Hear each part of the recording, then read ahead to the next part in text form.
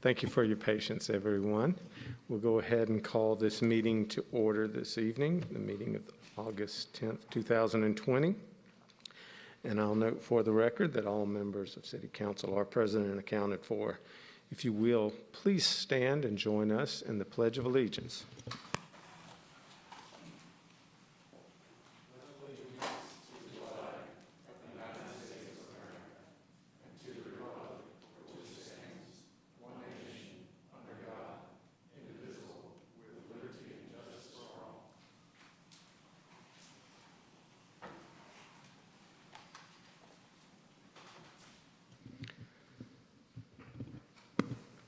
Now, first on our agenda is proclamation to Reverend Dr. Michael T. McQueen.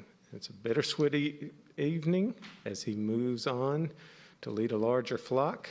But those of you who are here to support Dr. McQueen, your family, if you would, please come and join us up front.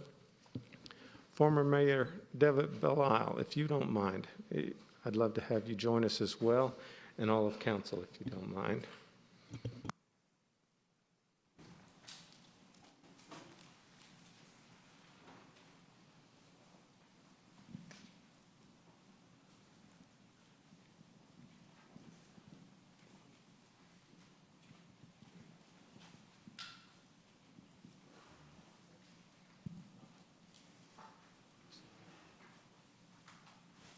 Thank you, sir.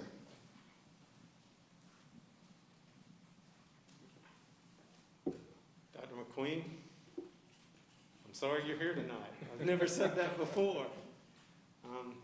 It's been an incredible time to be able to serve along with you in this community over the last 8 years.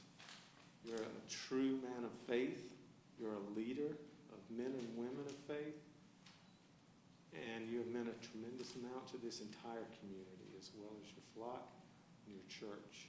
We wish you the best, because we know you'll get to share that same energy, that same spirit with a lot more folks now, and we'll just have to live with the fact that we're sharing you with a lot bigger area. But we're proud of you. I consider you a tremendous friend, and I thank you for your mentorship over the years. Mayor Belisle, would you like to say anything? I would. First of all, thank you to my partner, John Hypes, for letting me know that this was happening tonight. So I wasn't following the agendas, but I had to be here. And when I was mayor, one of the things I felt was just the right thing to do was just I needed to reach out to the other leaders, whether they be in business, whether they be in churches and that sort of thing. And I wanted to know who was around and how we could all work together. And so I reached out to Reverend McQueen, and what I thought was going to be just a good opportunity for the community to kind of bond together.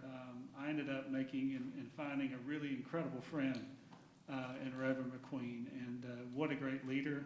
Your church, my whole family, we've visited your church on a few occasions, and I've never been more welcomed anywhere in my life, and that's a testament to you. The church is strong. St. James has a lot to be proud of, and you being its pastor. And this city has a lot to be proud of, and the legacy that you've put in this city. And so, you're not getting rid of me, even though you may be doing other things. You and I are going to still continue to be good friends, and hopefully get together what we've done for some coffees even in the not too distant past. But this city is very, very blessed to have you. So thank you for all your service. Thank you for everything you've done for the city.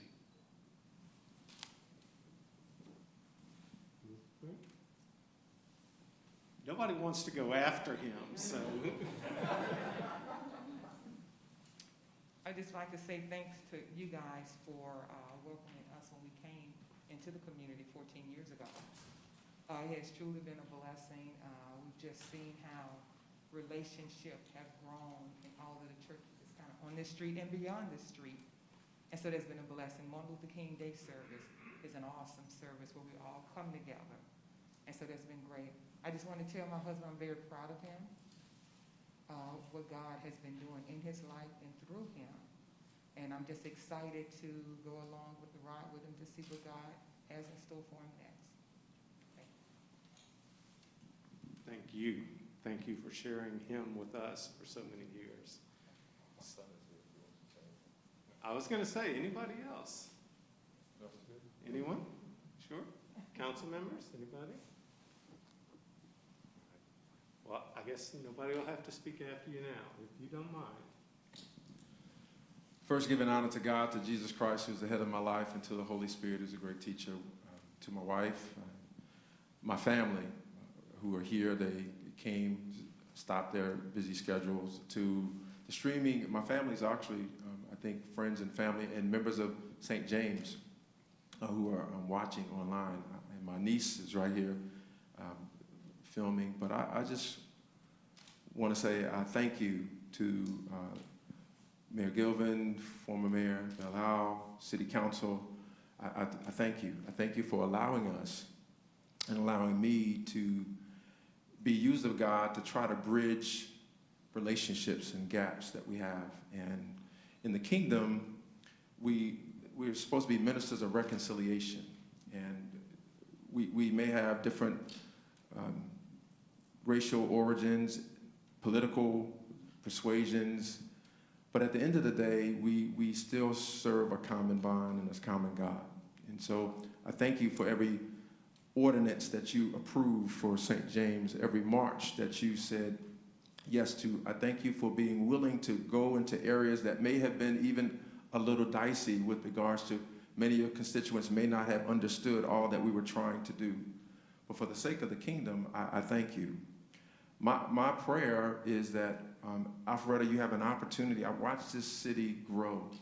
In 15 years, so much has accomplished. I've watched buildings go and come and I watched the city flourish. I watched the diversity increase. I've watched just the tremendous growth of the city. It is a model city that we can manage. We have an opportunity to really model what it means to be in relationship with one another, different ethnic persuasions, allow me to form in the journey.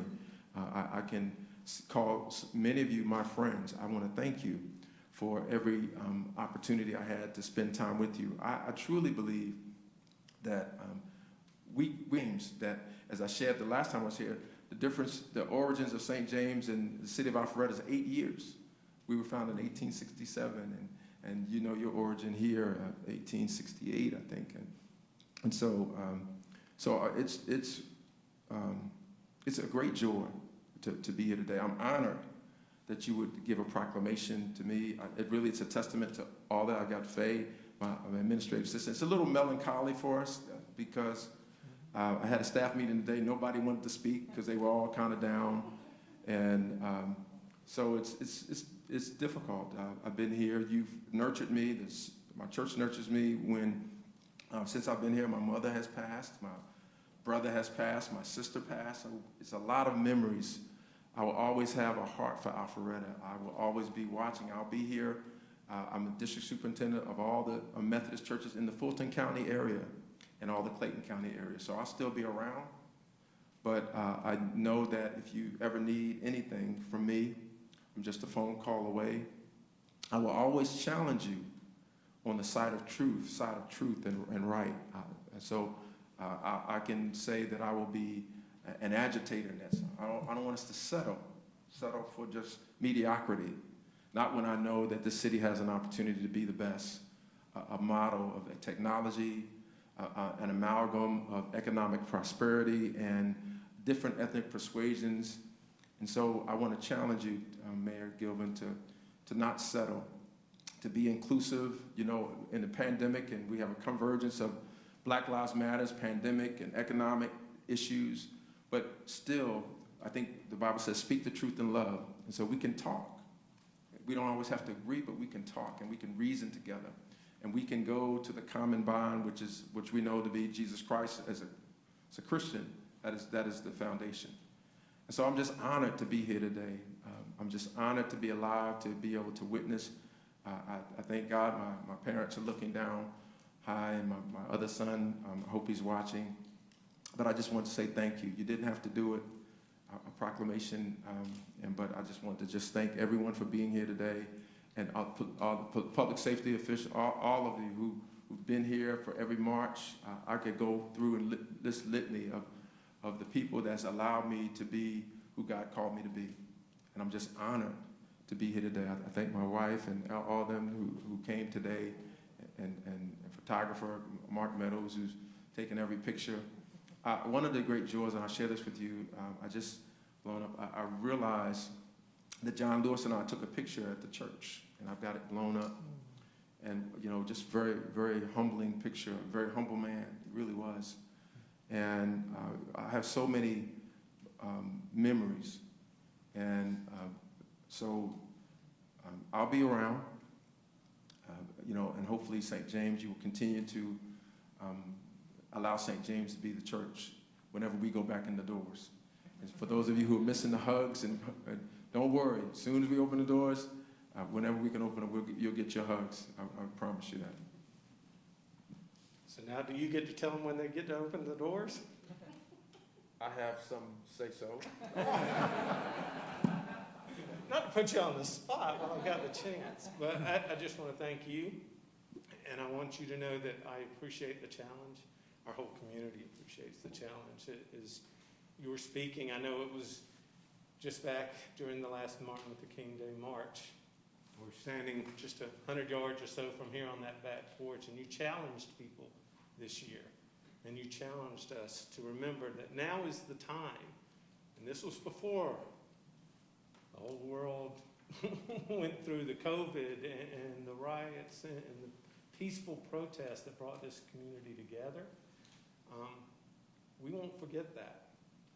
Your impact on this community will continue long after your presence in the pulpit at St. James is no longer there.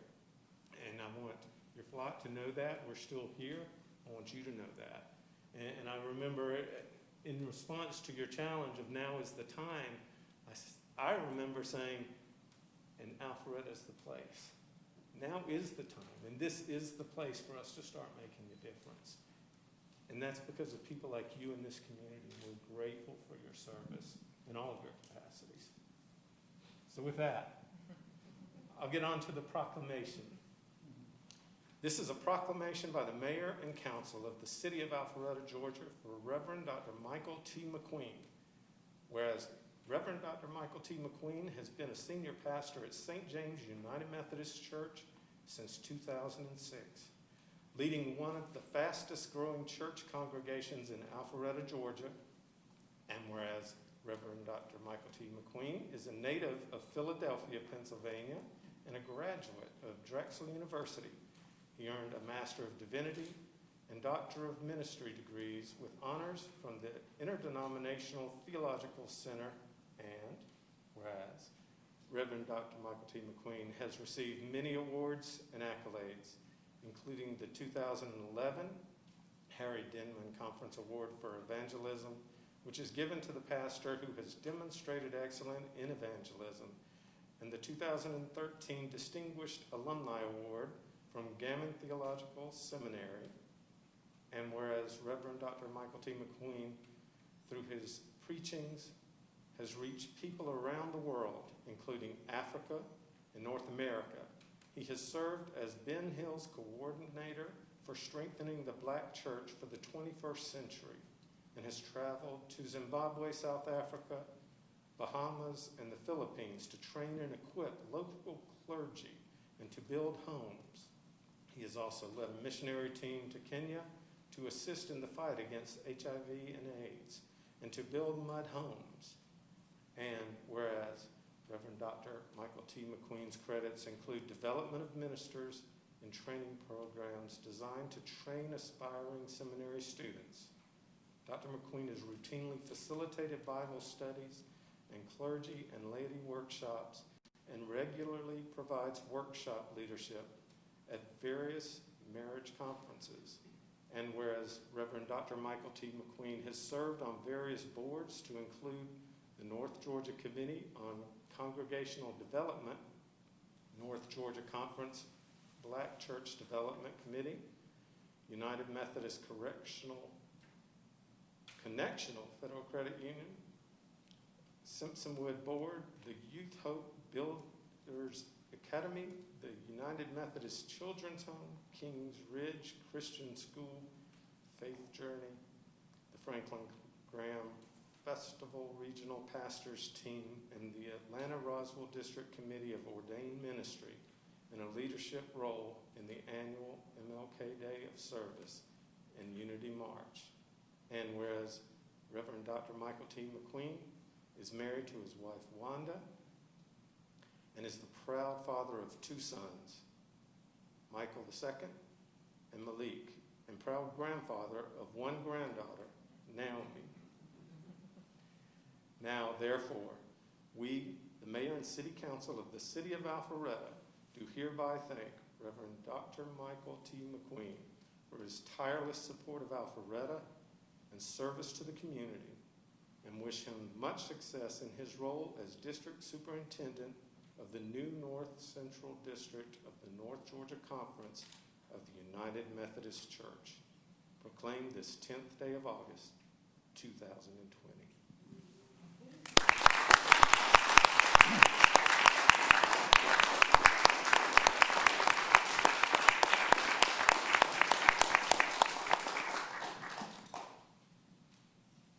On behalf of my family, St. James family, my biological family, the Bishop of the North Georgia Conference, Bishop Sue Harper Johnson, and my cabinet, I accept this proclamation, not just on behalf of myself, but all those over the 15 years, going on 15 years of ministry, every member, every congregant who've allowed me to pastor them and be their spiritual leader. So thank you so much. Thank you for taking time out of your busy agenda.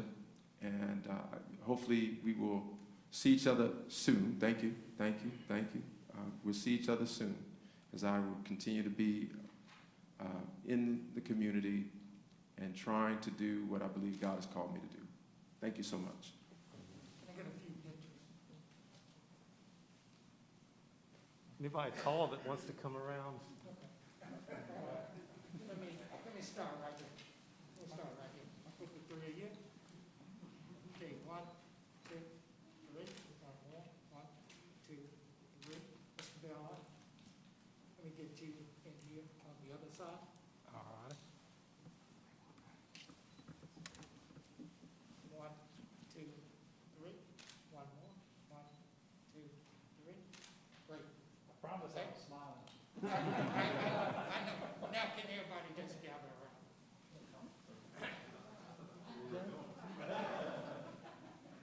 Great. It's got it.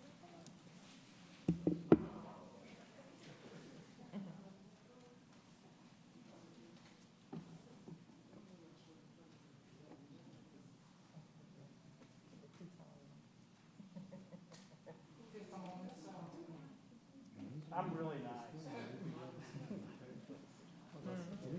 Okay,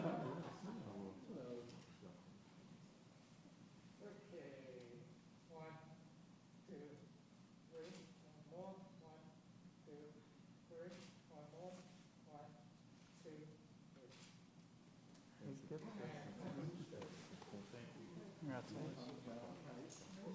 Congratulations, my friend. It's good to see you. I love that. Thank you. Let's do it.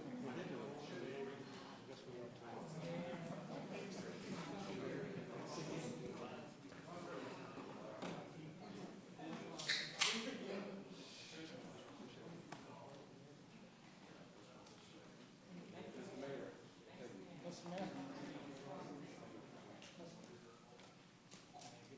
Take the seats.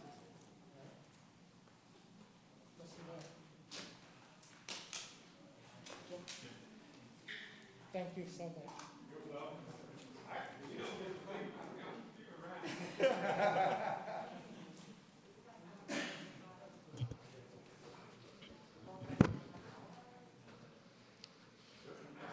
Ladies and gentlemen, we'll move on now to the next portion of tonight's meeting, and that'll be the consent agenda. Consent agenda this evening has 3 separate items. First item is the council meeting minutes for the meeting of July 27th, 2020. The financial management report for the month ending June 30th, 2020. and the alcoholic beverage license applications, of which we have two. The first being PH-20-AB-07, Rig Back Alley LLC, DBA Back Alley Bar and Grill, 10 North Broad Street, Alpharetta, Georgia 30009. Second being PH-20-AB-08, Fueling Point Inc., DBA Shelf Food Mart, 5005 Windward Parkway, Alpharetta 30004. Is there anyone who would like to remove anything from the consent agenda this evening? Councilman Binder? Mr. Mayor, I'd like to remove the financial management report from the consent agenda. Thank you, sir. So we'll remove that from the consent agenda. The items left to be discussed as part of the consent agenda are the council meeting minutes for July 27, 2020, and the alcoholic beverage license applications. If no one wants to remove anything else, I'll call for a motion. Motion to approve. Second. We have a motion by Councilman Burnett. I believe the second was Councilman Binder. All those in favor of the consent agenda with those 2 points, the meeting minutes and the alcohol beverage licenses, please vote yes. And it does pass unanimously. Did you want to take up the financial management portion at this time? That'd be great. I thought since we're going through this fiscal period, this time period, maybe it'd be good to hear from Tom Harris, just maybe a financial report of the key areas that he'd like. Don't worry, I gave him a call beforehand, but speak a little bit to the good, the bad, the ugly, especially since this is our last month of the previous fiscal year. Director Harris, you have the floor. Good evening, Mayor and Council. This is the June report, so that would be the month end of the final month of the fiscal year for 2020. You'll see in that report that the revenues are expected to exceed budget by 700,000+, I think. That's good, but it needs to be put in context against what it was going at pre-COVID.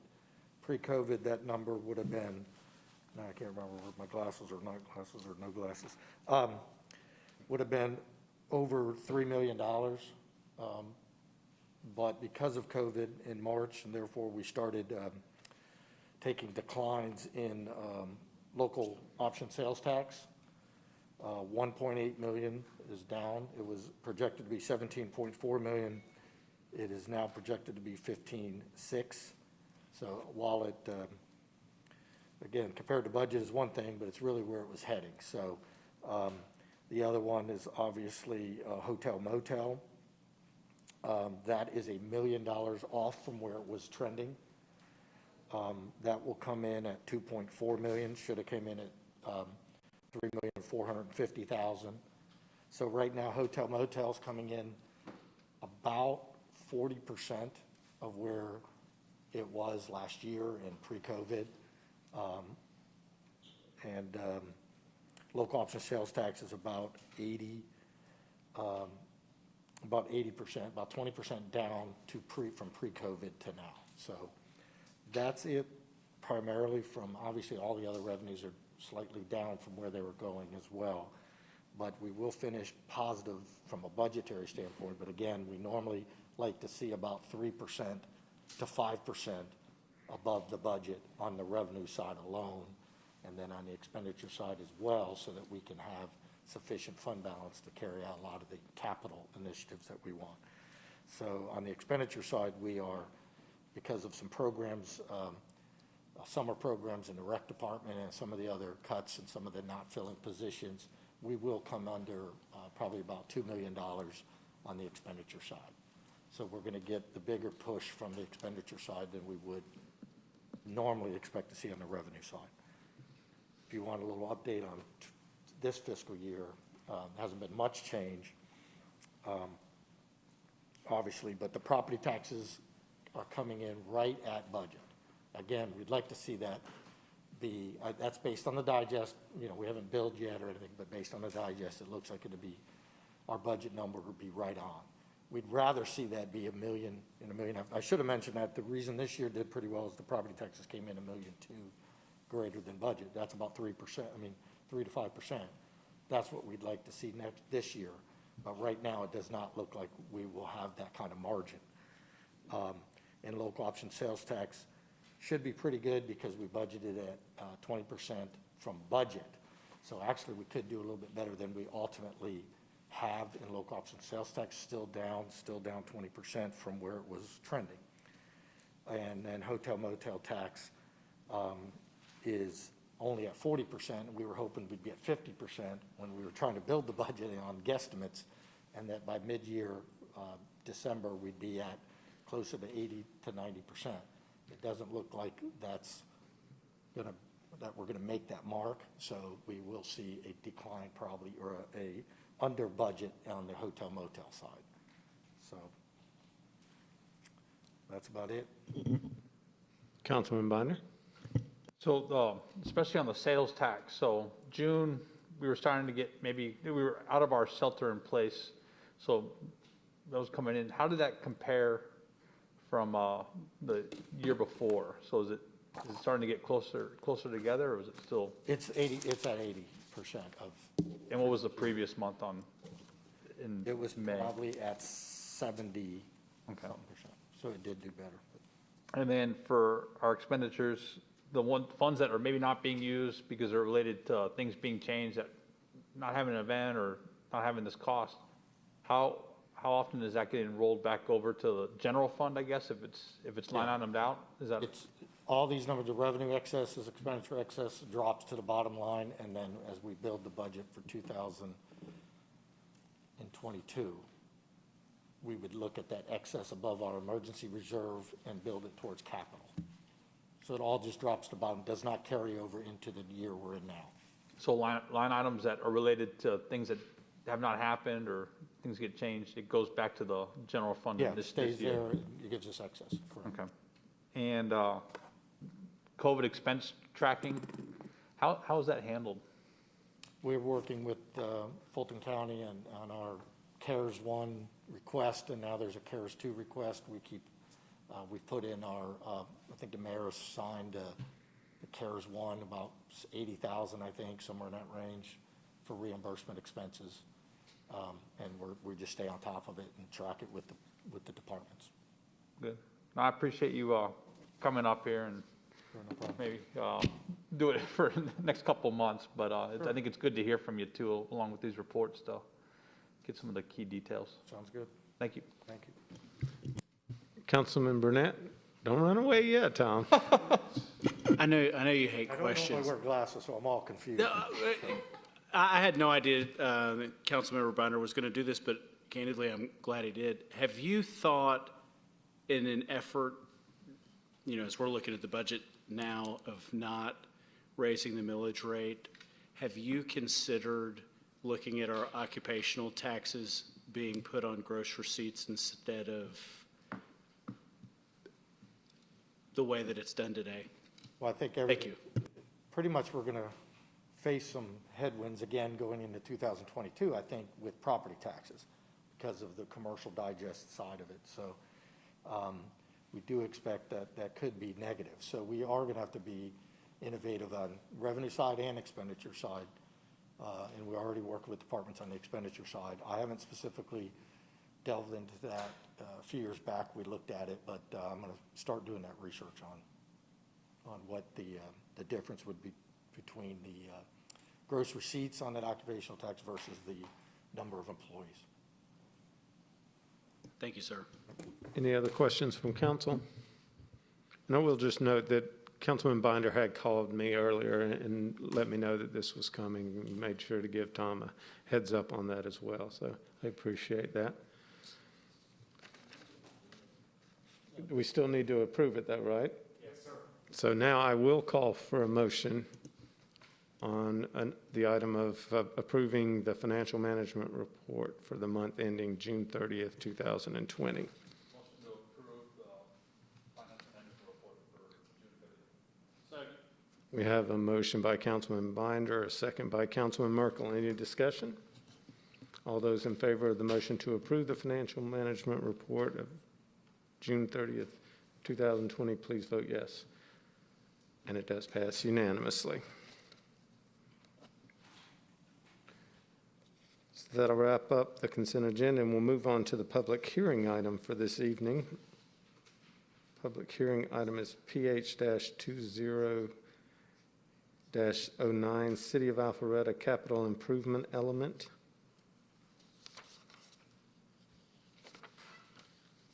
Mr. Graves, you have the floor.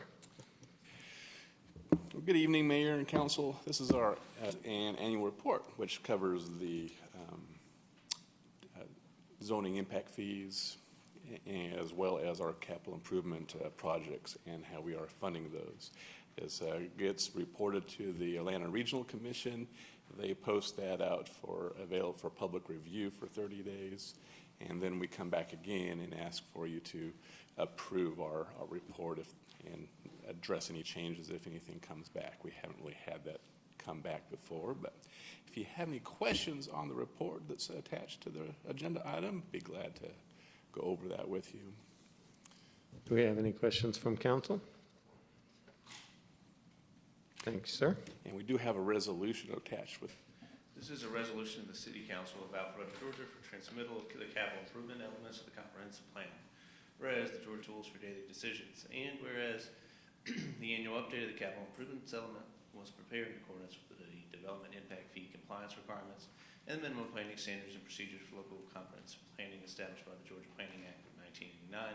And a public hearing was held on August 10th, 2020 at 6:30 p.m. at the City Hall of Alpharetta, Georgia. And whereas such updates are required to extend status to the City of Alpharetta as a qualified local government. Now, therefore, be it resolved, the City Council of the City of Alpharetta, Georgia hereby approves transmittal of the annual update of the capital improvements element and transmitting these documents to the Atlanta Regional Commission per the Georgia Planning Act of 1989. So resolved this 10th day of August, 2020. Thank you, sir. Ms. Cobb, do we have any public comment cards on this item? We do not, sir. However, if there's anyone that would like to come forward and speak on the City of Alpharetta capital improvement element, now's your chance to do so. Seeing no one, we'll close public comment. Do I have a motion from council? Yes, Mr. Mayor, I'd like to offer a motion to approve PH-20-09, City of Alpharetta Capital Improvement Element, and the resolution as read by Mr. Jones. Second. We have a motion by Councilwoman Richard, a second by Councilman Binder. Any discussion? All those in favor of the motion to approve PH-20-09 City of Alpharetta Capital Improvement Element, please vote yes. All those opposed, please vote accordingly, and it passes unanimously.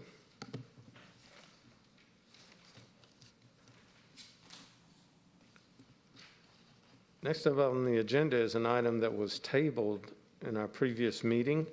Item was V-20-01/E-20-02, Midgard self-storage parking variance and height exception. If anyone would like to remove that item from the table, now's your opportunity to make a motion.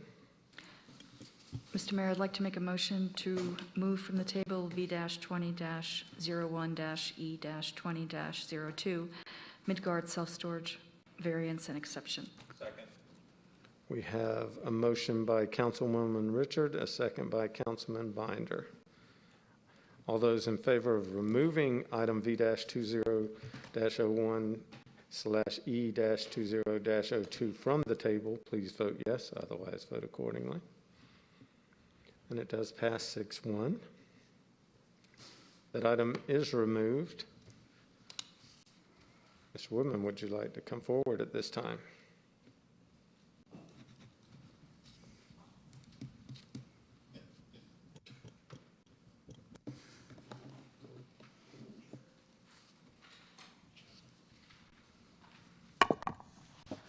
Thank you, Mayor and Council. I do have a brief update and recap for Council this evening.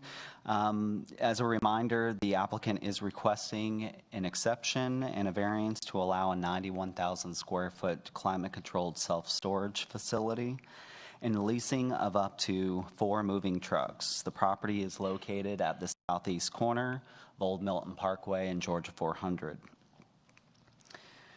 The variance requested is to reduce the parking from 104 spaces to 28 spaces, and an exception to increase the building height from 35 feet to 36 feet 4 inches. The city's definition of a climate-controlled storage states that no commercial transactions or activities may take place other than the rental of the storage units. Since the last council meeting, the staff report has been updated to reflect the applicant's addition of the moving truck leasing use.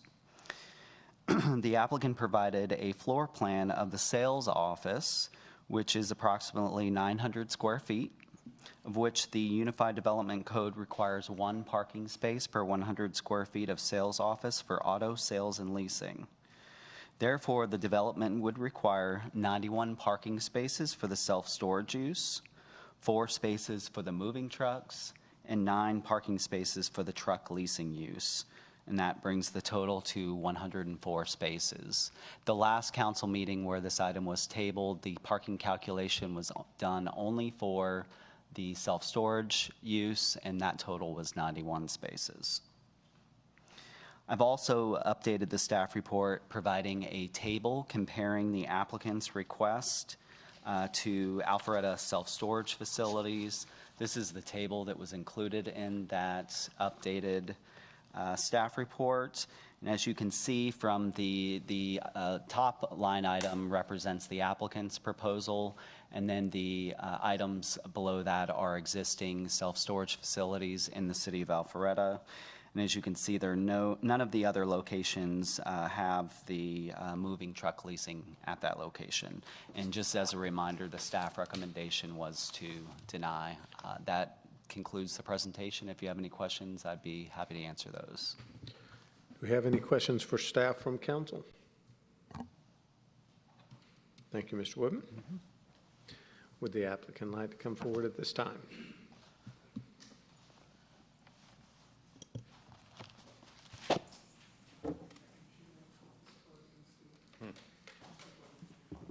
Thank you.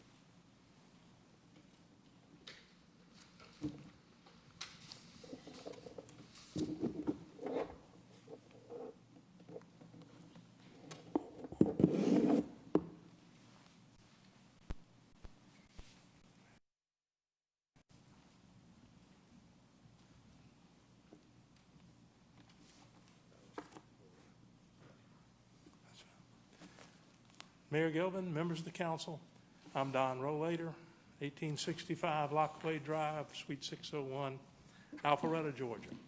I'm here tonight on behalf of Midgard, who's the applicant and owner of this property.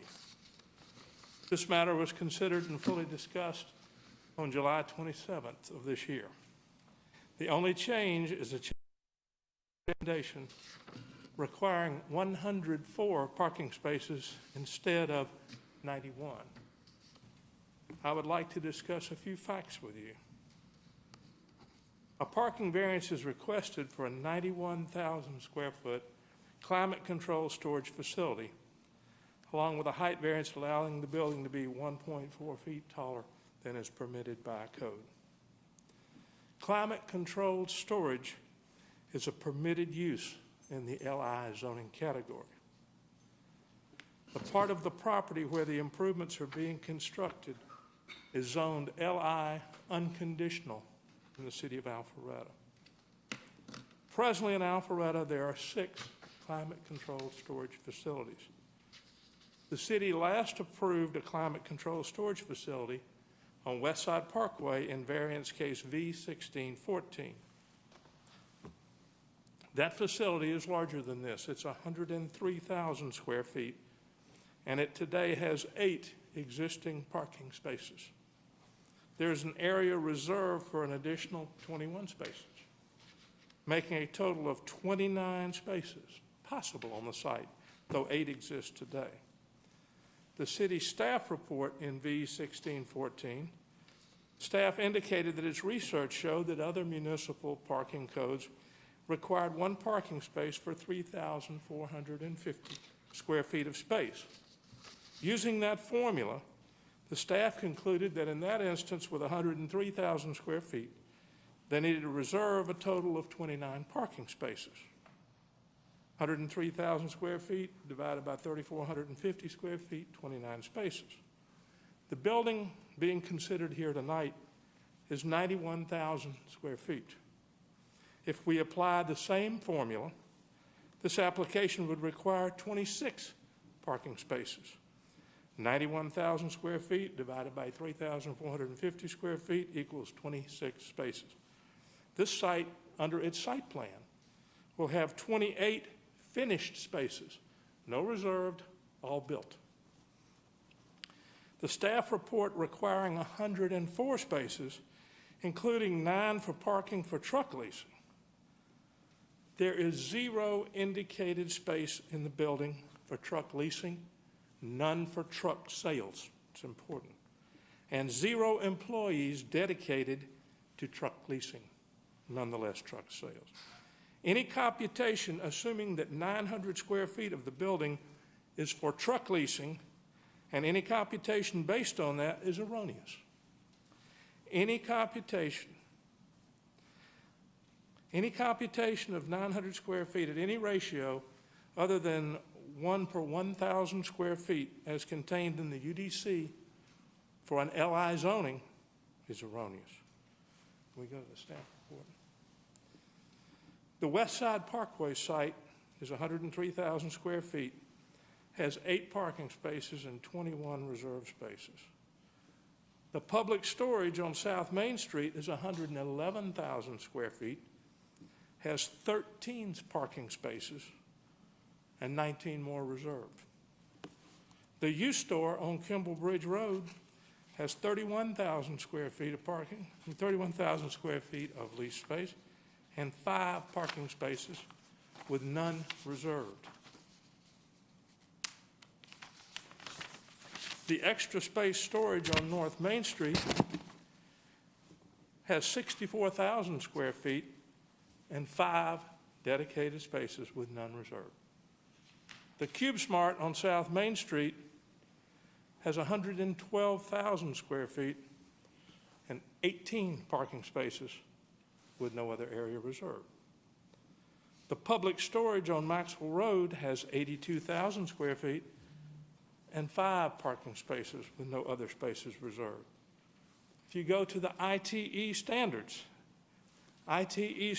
for many warehouses require 0.17 spaces per 1,000 square feet, which would equate to 16 required spaces.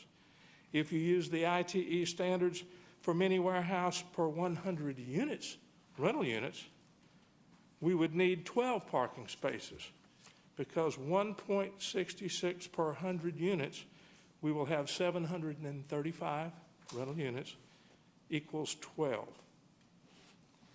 On page 5 of the staff report, subsection 4 states in part that the grant of this variance should not cause substantial detriment to the public good. There has been no public comment on this application since its commencement. Not a single climate-controlled storage facility in the city has been held to the standard of 1 space per 1,000 square feet called for in the UDC. None has been required to have any space set aside for truck sales and leasing. Do the conditions. Those are the facts. The conditions, we have only 2 comments on. And number 5, if we have to build a retaining wall, it will not be in a place that will be visible from any public street. So rather than brick, we would rather have it modular block with color to match. We have stricken number 9, where it would restrict us from being able to lease vehicles there.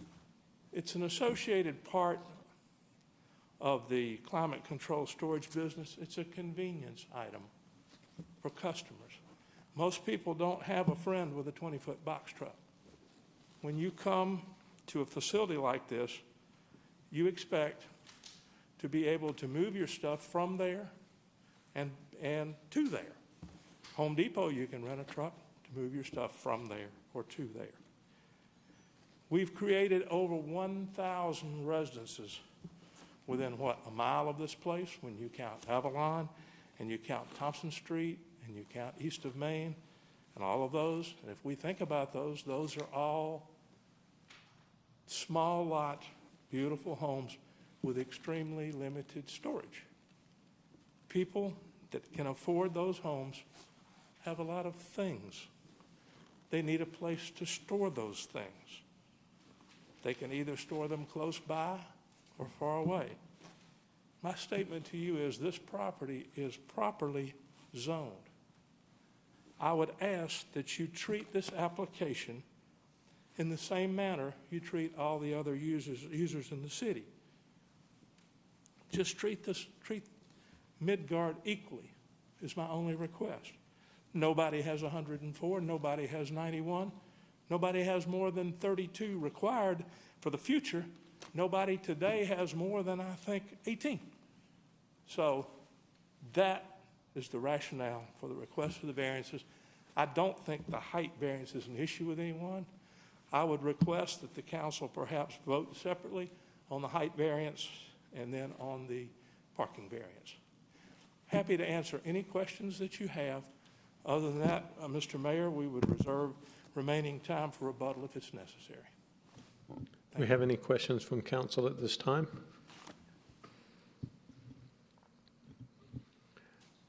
I have one question, and maybe you mentioned this in the previous meeting. Of all the other facilities you cited, did any of them request a condition allowing rental vehicles, moving vehicles to be leased on the property? They did not. Okay, thank you. Well, it wasn't approved. That's the best answer I can give. Okay, thank you. Mayor Pro Tem Mitchell? As a follow-up to Mayor Gilvan's question on that, would you be willing to forego the rental truck component of your facility? Hard for me to answer for the applicant other than to tell you that whatever the city council decides that it deems is best for the city, we would certainly give it our best consideration. Okay, thank you. Thank you. Any other questions from council at this time? Thanks, sir. Thank you. Ms. Cobb, do we have any public comment cards on this item? We do not, sir. But if anyone would like to come forward and speak on the variances to the Midgard storage application, now's your chance. Seeing no one, we'll close public comment. Do I have a motion from council? Yes, Mr. Mayor, I will offer a motion to deny V-20-01/E-20-02 Midgard self-storage variance and exception. Second. We have a motion by Councilwoman Richard, a second by Councilman Burnett. Any discussion?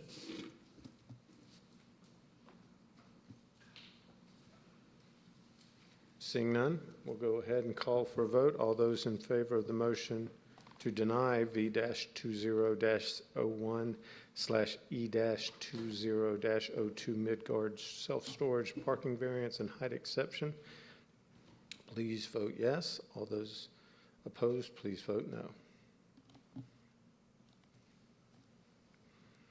And the item does pass 5-2. That'll wrap up the public hearing portion of tonight's meeting, and we'll move on to the old business portion of tonight's meeting. First item on that agenda is item A, which is PH-19-09 Unified Development Code text amendments, signed sponsored by Mayor Pro Tem Mitchell. Ms. Cook, you have the floor. Mayor and council, there are no changes except for the changes requested by council. And then, of course, as it shows in your packet, the discussion regarding neon is not part of the motion or consideration tonight. And I'll be glad to answer any questions you may have. We have any questions from council for Ms. Cook? Councilman Hypes. I've looked through it, but Ms. Cook, we separated out a few areas where it was neon or those things that looked like neon. Those are the items that have been removed from this version? Yes, at the previous meeting, it was mentioned that maybe those can be approved by exception. So we're looking at different recommendations that will come back to council and present. Any other questions for Ms. Cook at this time? Thank you, ma'am. Do we have a resolution we need to read on that?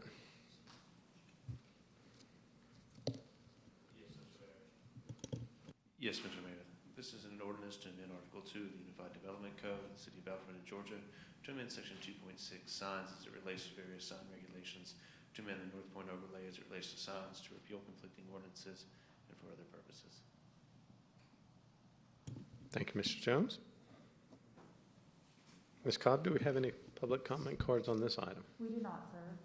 But if anyone wants to come forward and speak on this item, now's your opportunity to do so.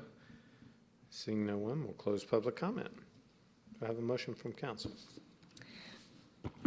Yes, Mr. Mayor, I offer a motion to approve PH-19-07 Unified Development Code text amendments sign code. I'll read the section on number 1. Subsection 2.6.4a, permit required, change to require any change to an existing sign, including only a face change to obtain a permit.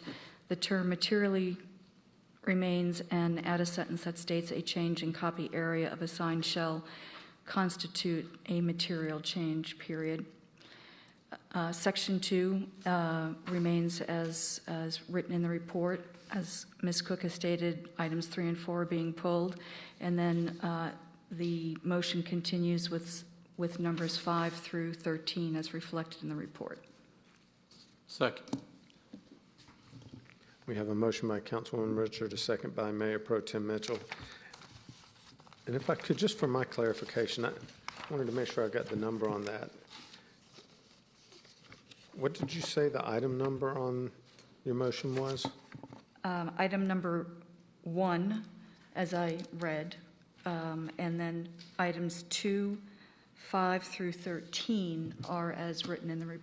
No, I'm sorry, it was the PH dash. Oh, I'm sorry, PH-19-07, Unified Development. And thank you for clarifying. On my agenda, it says 09. So that's why I wanted to make sure we clarified the agenda item.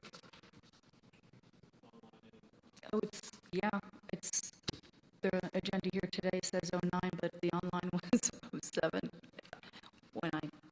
Okay, that's fine. I just wanted to make sure whatever we passed would stand up to legal challenge just because it was a single digit.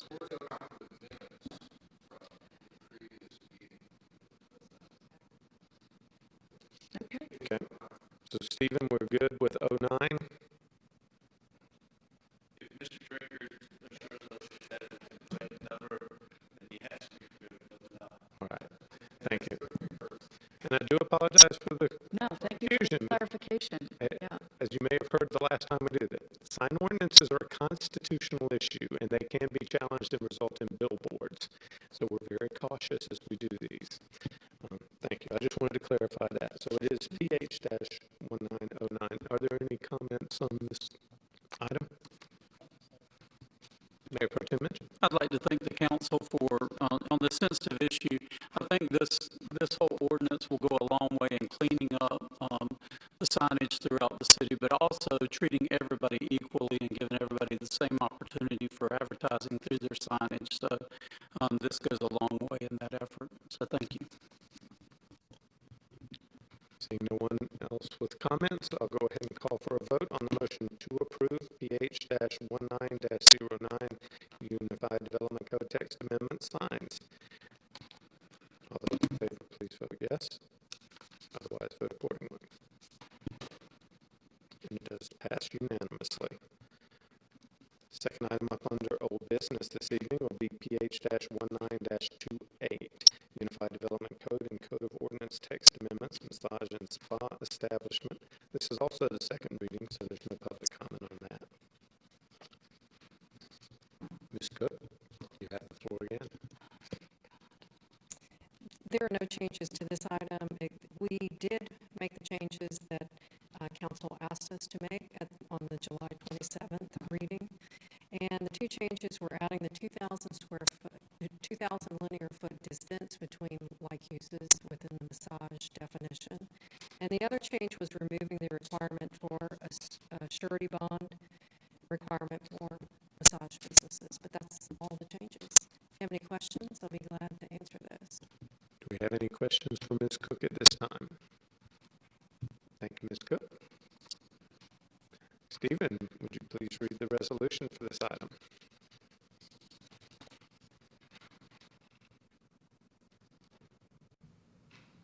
Yes, Mr. Mayor.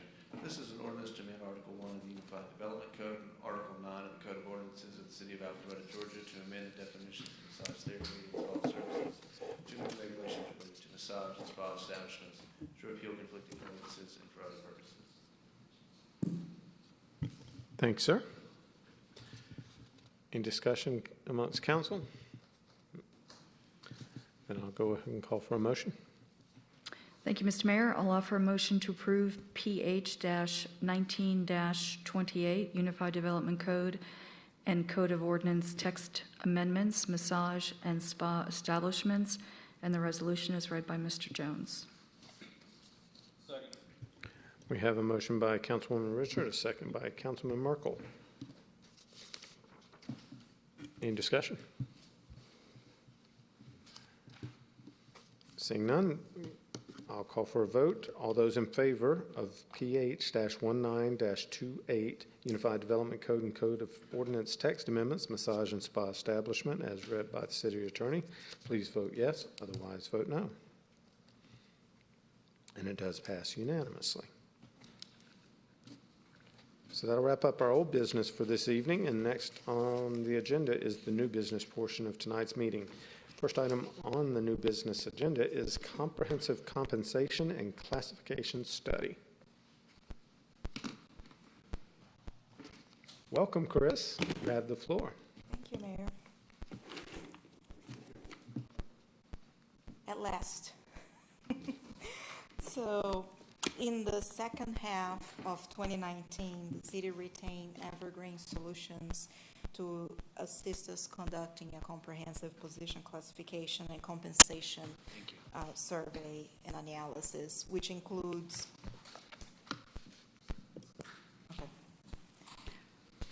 So the compensation analysis includes benefits and wages. The main purpose of the study was to produce a pay plan that is both internally equitable and externally compatible. To ensure the employees' wages in their current positions are appropriately placed in the pay ranges, and to ensure equal pay is provided for equal work. One of the things that the study did not do was to measure the workload, the volume of the work that employees perform, neither if the employees were performing at their expectations. We have other mechanisms for that. So this project required a considerable amount of work and time involving many, many phases and many people. We really, when I say we did not let any stones unturned, that will probably be an understatement. We really looked at every single aspect of our compensation system.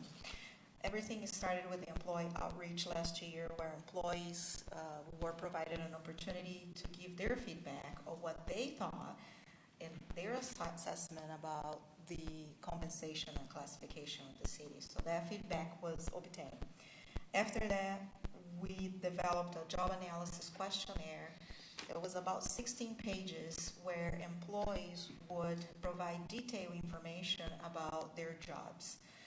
We had 85% participation of the entire workforce, and every single job description, we have 147, had a representation in that study. After that, Evergreen then utilized benchmarks to conduct the salary and the benefit survey with comparable communities that we identified out of the surrounding area, and also some feedback that was provided by employees. The data analysis consisted in tabulating all the job analysis questionnaire with the job descriptions, with the comments from the supervisors, and with the market. Payroll data then was utilized to determine the position classification, and every single position was ranked based on compensable factors of leadership, working condition, complexity, and decision-making. Positions were ranged based on position worth, not the person performing the position. So you may have situations where an individual would outperform even the jobs that they're currently being in a position. And an assessment of the internal and external equity was also done based on employee tenure, their past performance scores, and that determined the employee placement on the new ranges. So we currently have what's on the screen. That's our current pay plan. 8 open range pay grades, and ranging from 50 to 125% of range spread.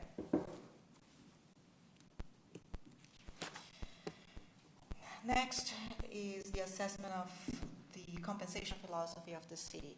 Who we are and where do we want to be. So it's the city's desire to be competitive at the 50th percentile with the market. That means we want to match our competition at the medium.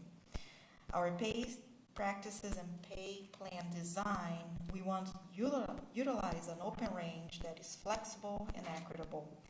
And the pay increase method, the method that employees will then navigate through the pay range, is through a pay for performance, which is going to be a next project.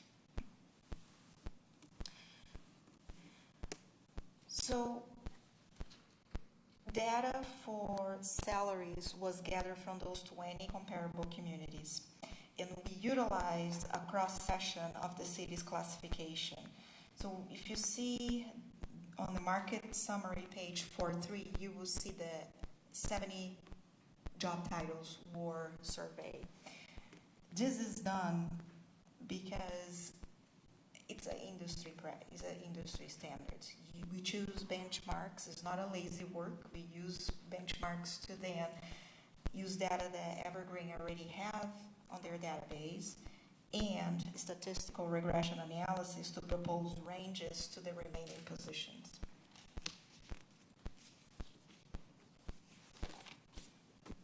Another aspect of the surveys is, as with any other surveys, the more you ask on the survey, if you survey 147 titles, the less likely you are actually going to get information from other places. So the results for the salary review, it shows currently the city is at 16% below the minimum of the ranges, right about the midpoint of the ranges, but 4.7% above the market. One of the factors that influenced this was that after coming out of the Great Recession, the city did a really good job maintaining the pay of the current employees and making sure their pay was progressing with the inflation. And not much hiring was done, so that's why some of the minimums were not adjusted. So now it gives us an opportunity to be able to adjust those minimums and continue to enhance our recruitment efforts. The new proposed pay plan, I want to say now, and I'm going to be repeating this throughout the presentation, as you're going to see later, adjusted the minimums, but to be consistent, I also adjusted the maximums. So that's the integrity of the process, where we fix it, what needs to be fixed, and we balance with the other criteria. There were only a very few instances, maybe a handful of instances, where the employee's current salary now would be above the new pay ranges, but as we've been saying all along, nobody will have any pay decreases as a consequence of this study.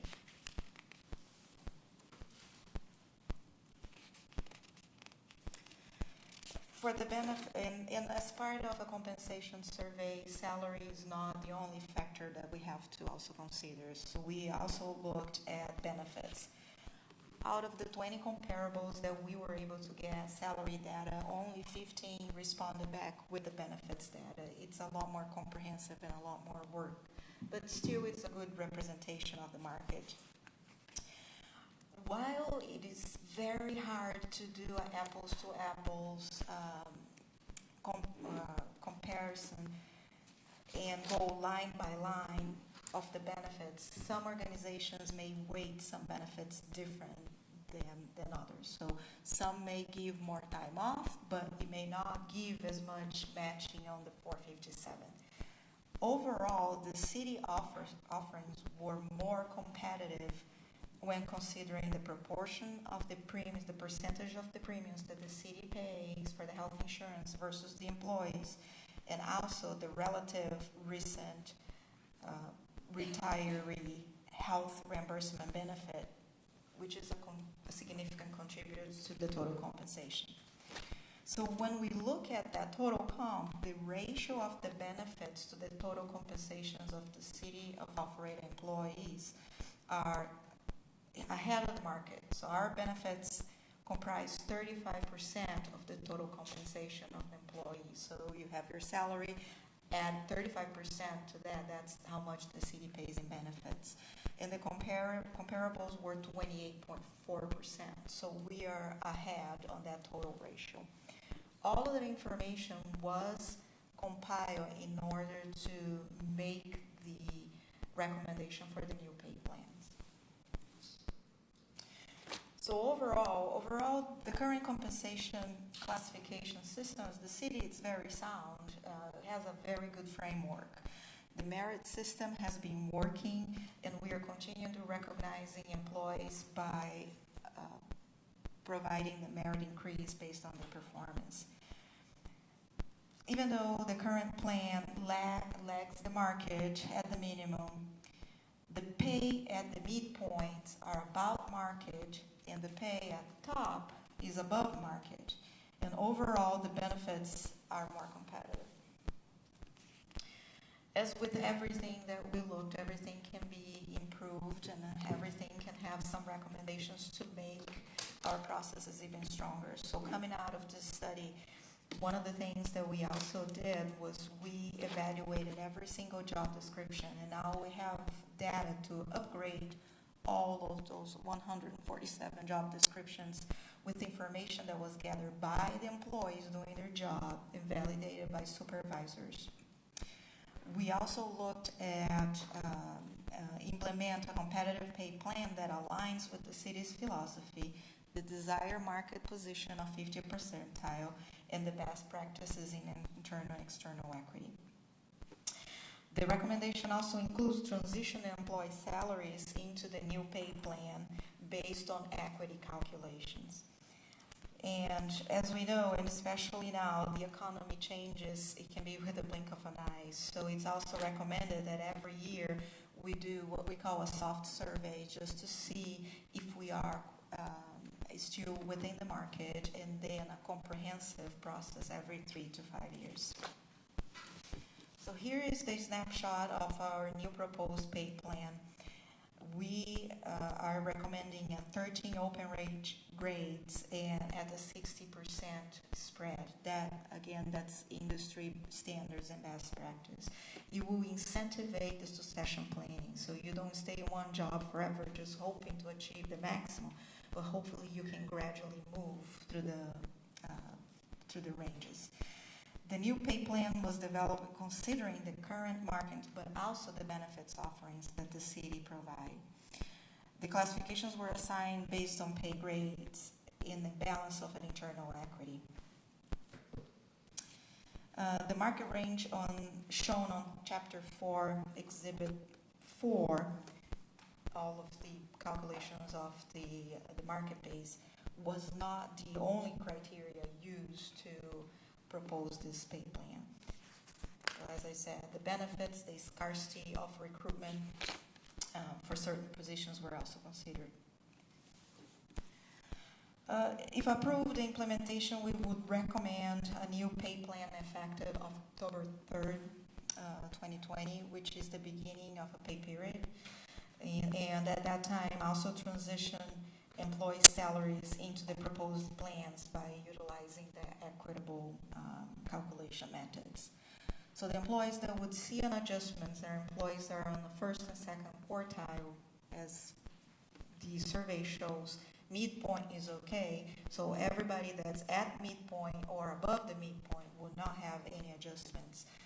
But folks that are below that margin will receive adjustments, and again, based on their tenure, based on their years of service, so on their performance. So there could be instances where the titles are in the same pay range from employees with the similar numbers of years of employment, but their pay might be very different. That's because of their performance. So we are continuing to reward employees for their high performance. Overall, the study is a true representation of the core values of the city. We did a lot of, all of our work is based on the premises that reflects in professionalism and doing the right thing.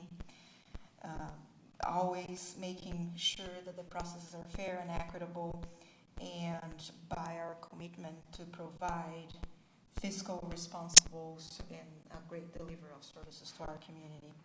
The final report is a result of a due diligence and careful analysis representing a holistic and long-term focus on talent management. And I'm here representing, but I could not have done this alone, and I did not do it. Every single employee in the city helped. I nag and bug all of the department directors to give me information. They participated in every stage just to make sure that we have checks and balances. They probably are nodding. It's a good thing they've got masks on, or I could see them laughing. Yeah, so that was a team effort. HR, we think that we know everything, but we rely a lot on the employees that actually are doing the work, and supervisors, they're supervising the work to be able to present a strong study. That concludes my presentation, and I'll be happy to answer any questions. Thank you, Ms. Randall. Do we have any questions from council? Councilman Binder first. Anyone else? Thank you, Chris, for all your work on this. So you said we are lagging on our plan. Or was that a total of the plan with the benefits plus the pay? Are we lagging? No, or the just the lagging pay? is just the salary. How are we in market if you put benefits and pay together? It will balance on that. Will we use a gradual, when Evergreen did a calculation for the pay plan. So for example, if you have a position that we're paying, I don't know, $20, and the market says it's 25, then we use that ahead of the benefits to get that ratio in between. So we're not paying 20 like the 25, we're paying 22, just to account for the extra 7% of total benefits that the city is offering to the employees. So there was a balance on the final pay plan numbers based on where we lag and the minimums, if you will, for the ranges, but considering also the percentages that we are ahead of the benefits. Sorry, you have to do that one. Just do that. So currently, as we sit with our pay and our benefits, are we lagging with it in total? For the minimums, we are. Okay. Yes. And for top pay employees, so if they're at the max, our current salary increase, is that performance-based or cost of living adjustment? How are we giving out our raises currently? Currently, for employees that are at the maximum or above the maximum, they are receiving a one-time lump sum for the performance percentage that they received. It's not tied to the pay. Okay, so it's a one-time lump based on Yeah. a percentage or a flat rate for everybody, or? No, the percentage is calculated based on the pool of money available for each department. So, for instance, if somebody has, it's at the top of the range, they got a 3% increase. That equates to, just to make the math simple, $520, $260, just make it easier, per year. So we were going to be paying by pay period that lump sum, but it's not tied to the salary. So that lump sum, pay in installments, it is not part of overtime. Okay. So if they're top pay, they could still receive a bonus compensation. Yes. So they'll, above and beyond their top rate. Yes. Okay. And then for the range in total right now, is there a cost of living and inflation adjustment that's going to be done annually to make sure that we're not tied to this in 3 years in a normal where it's 3% inflation rate where it's probably not going to be that right now, but Yes, no, that's an absolutely great question. So the intent will be to either every January or through the budget process, we would bring every year the pay plan to be approved by council and based on the CPI from the prior year, which is the cost of living adjustment. So you're going to come to us with approval, but it's going to be pegged to that CPI, so it'll be a formula. It'll be a formula for the pay plan, exactly. Perfect. So I work with finance that they're better numbers just to see what the CPI is and CPI. So the pay plan every year will be moving according to the CPI. So we are not going to be, 5 years from now, lagging in the minimums. Okay. And then my last one is, so you talked about how we're going to implement it right now, phased or just for this current year. You're going to do 50% of people that are 50% or lower. We're going to try to adjust them. Is that? Yes. Well, so we are the reason we are only adjusting everybody below the midpoint is the survey result says that the midpoint is right at the market, and then every pay from the mid to the maximum have been according to market right now, so they don't need increases above and beyond that. Now, for the first and the second quartile, where we are lagging the most, that's where folks are going to see the increase. So there are about 230 employees in that category. And so alleviating my concerns is, say if we have somebody that's at the midpoint but it's a high performer, so he should be that person, that he or she should be maybe at 70% or 80% based on experience, based on what great efforts they do throughout the year. Mm-hmm. Is there a chance that they just be like, hey, sorry, you're at 51%, even though you should be paid at the 80% range? They'll be stuck. Mm-hmm, yeah, I'm getting down into the very good calculation. I know you're the numbers guy, and then I can share this with you. So based on where the employees are at right now currently on their position, we have a table of compa ratio, which is what is the ratio percentage-wise where the employee needs to be. And it will gradually move based on the tenure. So if you are at 70% now, then your compa ratio target might be 72%. And then if you're 71, it might be 74. So there is a gradual step increase in there. But again, folks that are at the mid right now and above the mid, their salary right now already reflects their performance because they're probably receiving more increases than somebody else. So, and that's why we need to make sure that the ones on the first and the second quartile are according to the market and their performance. Because I haven't seen the data on there. So you're saying then that people that are at that are above the 50% mark, they may be receiving high. Their pay is reflective of their annual reviews. So nobody's at 51 that's receiving 10 out of 10 stars. I can't remember what the ranking is. So there's nobody there that's at the midpoint that should be at the high. I see what you're, well, I can double check that. I don't have memorized all 420. Yeah. But we made sure that those increase and progress, because here's the other thing that the comp study did, was to ensure internal equity and to address, the C word, the compression. Yeah. So, and that was another factor that influenced those movements in there too. But there might be, it's not uncommon, for instance, if you have a 20-year employee in,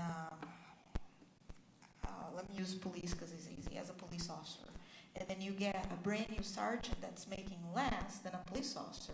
Well, it's because the police officer has been in that position for 20 years, and that's why the ranges overlap. They overlap because of that. But being a supervisor in a higher rank will give you more room to grow and more money as you progress in your career as well. So we make sure that those, it's not just, wow, I am a sergeant, I'm making less than, or I am a supervisor and I'm making less than my subordinates. We make sure that we look at those variances as well. Yeah. No, I understand. I guess maybe I get the stigma of being the numbers guy, but I've also been part of a council that's been beaten over the head with this too. So that's why I'm asking the questions. I hope you can appreciate that to make sure that it's being done. I do. We have been doing quite of looking at data in a lot of columns and a lot of lines and spreadsheets, and and that's very good to have the support of the team, because again, like the checks and balances, somebody might be able to spot something that we're not looking. There are exceptions, obviously, based on certain conditions when the folks were promoted, how far they went on their education, how far they went their skills and performance. So all of those things, they have to be taken in consideration. It would have been so easy, and I probably would have been here like way earlier if we just had to apply a formula to an Excel spreadsheet. I trust you guys have worked hard on it. We've got best staff in around here, and just want to make sure that when we're applying this, that it takes care of the people holistically of experience, and because experience is important, but also the effort that they give. So, the people that are at 50 or above, 50% above, that they're in the right area of the spectrum that they should be based on their experience and effort. So I trust you. If you tell me yes, that's the case, then that's absolutely. Well, and I want to stress enough that the fact that there not being more adjustments for folks at the need to the maximum, again, because they have been enjoying, if you will, pay at the market all throughout those years. And their progression has been with their performance and everything else. We just need to make sure that the minimums are a little bit, but also ensuring that there's no compression.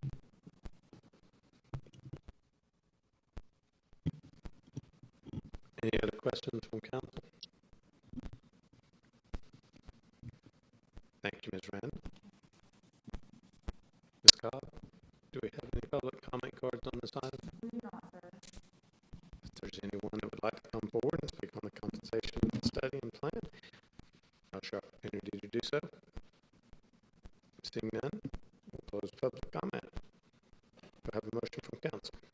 Yes, Mr. Mayor, I'd offer a motion to approve the recommendations of July 10th, 2020 comprehensive compensation and classification study recommendations, proposed pay plan and pay grades effective the first pay period of October of 2020, which is presented tonight as October 3rd. Second.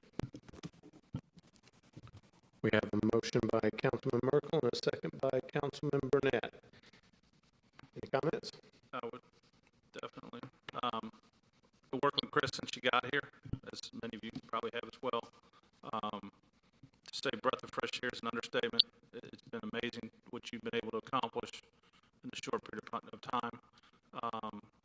And then not long after you got here, took this on. So it was probably one of the bigger projects you're going to face over several years. And I appreciate the amount of effort that went in, but also appreciate the outcome, the results. I mean, we can work hard all day long, but results on the table, it's kind of a waste of energy. So we've all known of studies that have been done for the sake of doing a study and put it on the shelf and say, oh, okay, well, we'll come back to that later. I could name a few, but this particular one is not that. So I just want to say thank you, Chris. I really appreciate it. Any other comments from council? Councilman Binder. One of the things that I've learned in the past exercises is it's people, ideas, and systems. Without a doubt, we got the best people, and we keep adding great people in there all the time. So glad you're on board. And definitely a lot of our staff and a lot of us at the table have great ideas, and it's just about the execution and putting the systems in place. So I'm glad it's in there, and I'm glad we can have the tough conversations now to kick the tires on it, because I think we all want to make sure that the system is fair and it's done and it's updated correctly. So you do a good job answering the tough questions and appreciate what you do, and looking forward to having this seamless system in place and being able to trust the system that it works and everybody feels that it's fair. Thank you. I appreciate all the comments, and I appreciate the support, and especially I work in good organizations. I say this all the time, but Alpharetta really takes the cake. The support, and especially in these tough economic times, for council and mayor to approve something at this caliber, it is a true testament of your support to the workforce, to the blood that runs in the veins of the organization, and it is priceless to know that employees and the workforce have the support and the understanding of a council and our leaders. So on behalf of all employees, I thank you for your generosity, not only with the compensation study, but also with other adjustments that you've done this year, even though knowing that it's going to be tough times. Thank you. Thank you, Chris.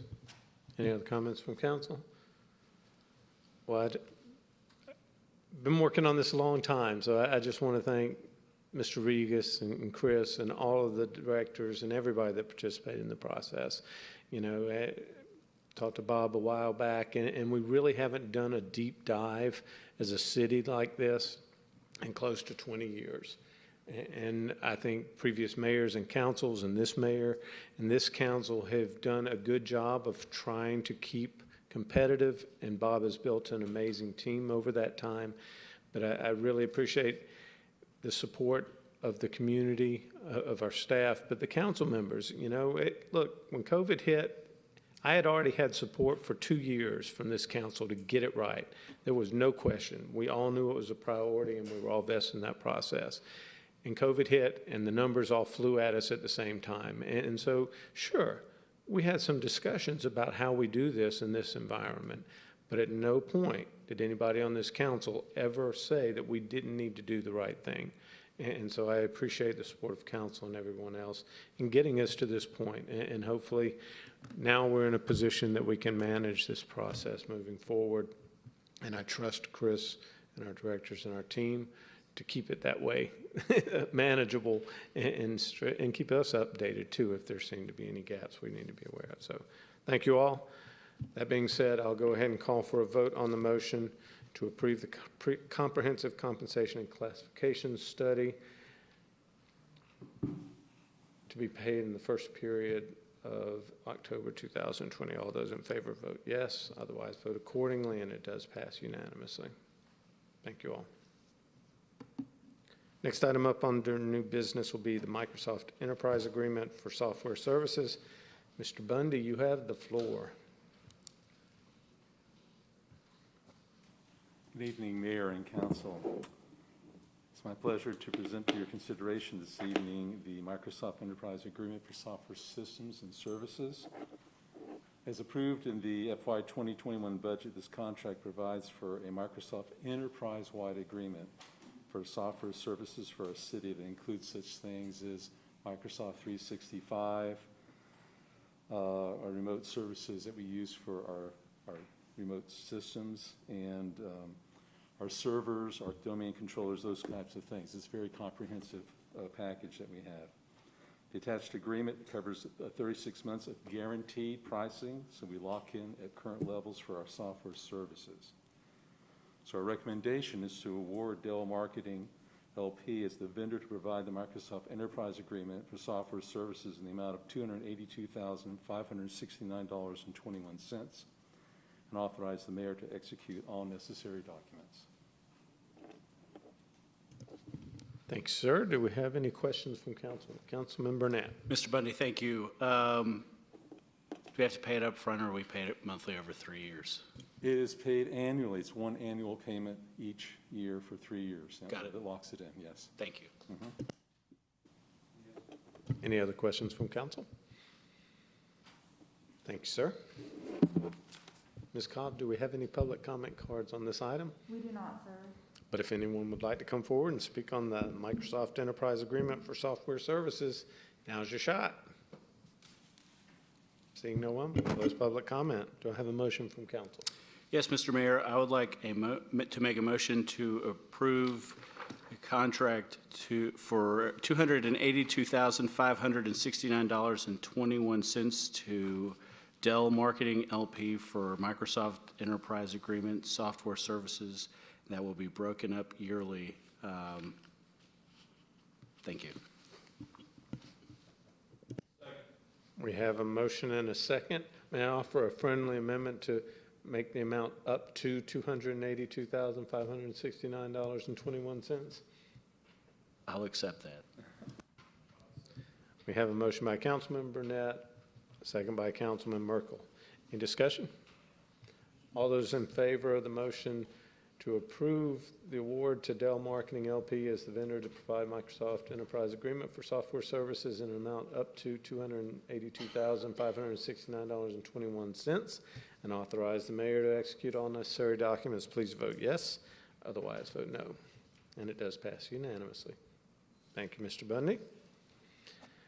And don't go anywhere, because the next item up on our agenda is the replacement of web help desk software. Yes, sir. This request is for the replacement of our existing IT department's web help desk system. The existing system is a legacy product that's no longer being updated and does not have features of other current systems that are vital for our needs. This is a one-year contract for Zendesk. It's a highly rated hosted help desk system that is modern with many advanced features. The system is selected because it's relatively low cost and integrates with our current Microsoft 365 Teams and Azure cloud environments. So our recommendation is that you approve this request to provide for a one-year contract from SHI Inc. for Zendesk in the FY 2021 budget that was approved in the amount of $23,391.98 and authorize the mayor to execute all necessary documents. And this was bidded out. There was competitive bidding for this price. Thanks, sir. Any questions from council? Councilman Hypes. Director Bundy, the supporting document is $24,391.98. In the staff report, and I'm not sure, it just might be a typo, it reflects the $23,000 number, but down below it reflects the dollar amount of $24,000. Can you clarify? Your ask was for $23,000. Yes. Let me. But the supporting document has the $24,000. It might be a typo on that. Let me see if the bids were attached to Yes. it. Let me take a quick look.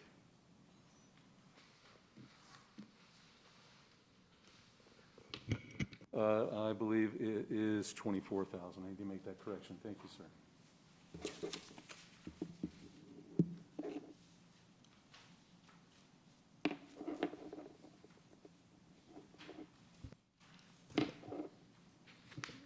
So the accurate number, Mr. Bundy? Should be $24,391.98.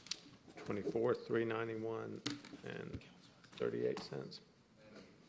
98. Okay. And up to. Thank you. In case they want to give us a deal. Any questions from council? Thanks, sir. Ms. Cobb, do we have any public comment cards on the replacement of the web help desk software? We do not, sir. But if you're here and you still want to talk about this, now's your shot. Seeing no one, we'll close public comment. I have a motion from council. Mr. Mayor, I would like to make a motion to approve the request for a one-year contract to SHI for Zendesk for the fiscal year 2021, an amount not to exceed $24,391.98. I have a motion by Councilman Burnett, a second by Councilman Merkel. Any discussion? All those in favor of the motion to approve budgeted item for ASHI Inc. for Zendesk in the fiscal 2021 year, an amount not to exceed $24,391.98, please vote yes. Otherwise, vote accordingly. And it does pass unanimously. Thanks, sir. Appreciate all you do to keep us running in this environment. We'll do our best. Thank you. I know you do. That'll wrap up the new business portion of tonight's agenda, so we'll have a couple of workshops here. First workshop item will be update and discussion on school year impact due to COVID-19. There's a business item prior to that, a virtual learning site MOU with the YMCA. I'm working from a bad agenda here. Yes. My apologies. Thank you. I know they would be quite disappointed as they've been sitting here for 2 hours now. So, my apologies once again. I was working from a previous agenda item.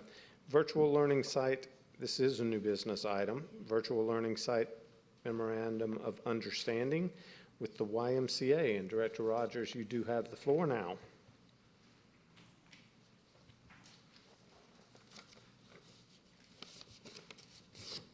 Thank you, Mr. Mayor. Staff is here tonight recommending to Mayor and Council that we enter into a virtual learning site memorandum of understanding with the YMCA. When the COVID-19 pandemic hit, it's presented our community with lots of challenges, but probably the most lasting impact will be on those, on the children and the students. As our school year begins virtually, there will be issues ranging from access to high-speed internet to quality child care and supervision as parents return to work. To assist in addressing some of these issues, it is proposed that the city and the Alpharetta YMCA partner to provide supervised opportunities for students. Under the proposed memorandum of understanding, the city of Alpharetta would make available certain park facilities for programming that would be coordinated by the YMCA. The specific duties and responsibilities of the city and the Y are outlined in the attached MOU.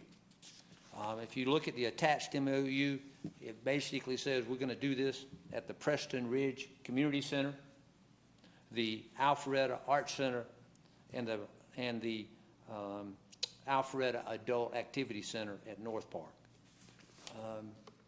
Really what's going to happen is the Y is going to handle the registration and the supervision and the hiring of the staff, and the city's going to provide the facilities and for the most part keep it clean.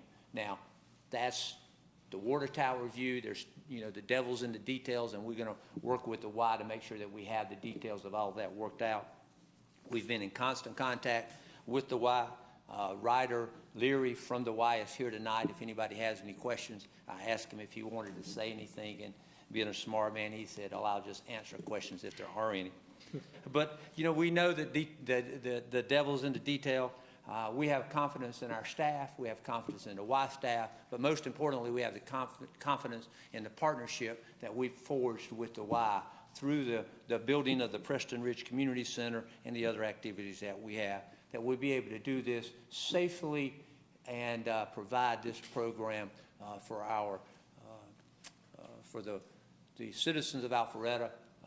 Some of our employees will probably take advantage of this as well here in Alpharetta. And I'm here to answer any questions that you may have about the YMCA Memorandum of Understanding or the partnership. Thank you, Director. Do we have any questions from council at this time? Councilman Binder?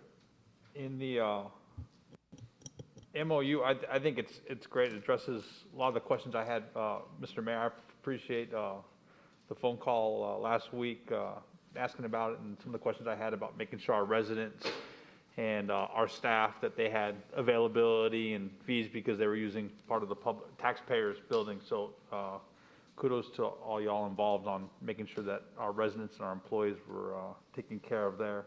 My only question, not question, but if you could just maybe later on give us the YMCA's policies for the COVID environment and their programming and those kind of things. But YMCA has been a fantastic partner, so I'm not concerned at all. Just would like to see it. And we will certainly make those available, though. We have reviewed those, initially, and, the Y is very good at what they do, so we'll make sure that the whole council gets those protocols that we're going to have. And there'll be, each of the buildings are a little bit different. The new Preston Ridge Community Center is a lot different than the Adult Recreation Center at North Park, so there'll be certain protocols at each of the centers that we will make sure that they do. And we have a good track record, particularly at the Arts Center, of putting on programs this summer. So we've been working closely with the Y to work out those protocols, and we'll make sure you get a copy of it. That's great. You guys, Y, you've been a fantastic partner, and so it's just in times like this that you appreciate the fact that you already have a solidified partnership on this. So just glad to see this happen. Mr. Leary, while you're here, since you've sat through all of these exciting agenda items prior, if you don't mind, come give us just an overview of some of the protocols and procedures. Thank you, Council. Thank you, Mayor. So just to give you kind of a 30,000-foot view, or water tower view, as you would say. And I actually had the protocols too, so I'll hand them to you in just a moment. Just to give you kind of a broader aspect of it. So we're looking at 20 sites across the metro Atlanta area to service a little over 1,200 children. These three particular sites would service roughly 250 kids and provide about 35 new jobs. The program itself would have a check-in in the morning and a post-camp or post-service in the afternoon, but it would be pretty much like a regular school day. So our counselors and counselors and leads would come in and provide a support system throughout the day for these virtual learners.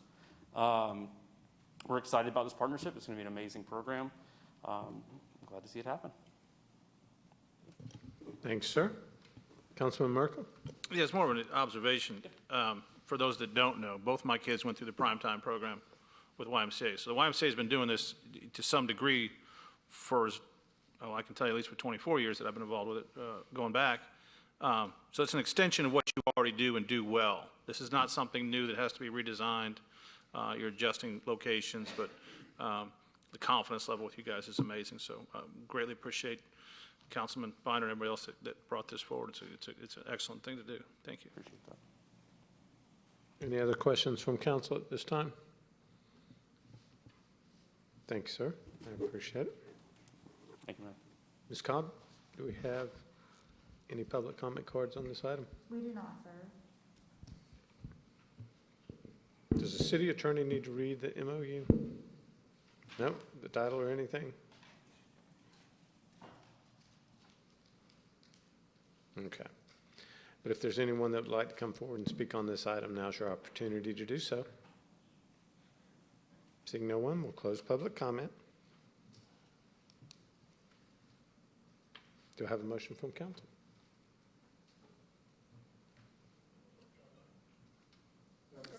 This is the new business item. So you're working from my old agenda. That was 20 minutes ago. I'll save it for just for time. Is make a motion to approve the virtual learning site MOU with the YMCA. Thank you. Have a motion by Councilman Binder and second by Councilman Merkel to approve the item. And I'll just explain for those of you who may be confused while we were confused. This team, our team here in the city of Alpharetta and the YMCA, moved so fast that we really only thought we'd be talking about a workshop item to inform some of the details to the council, but they were ready to go, and we did not want to slow them down because they're actually going to begin enrollment for programs to open up on the 24th as long as government got out of the way. And so we appreciate the good faith estimate in getting things done. So any comments from council? I just want to thank both of you. What amazing organizations.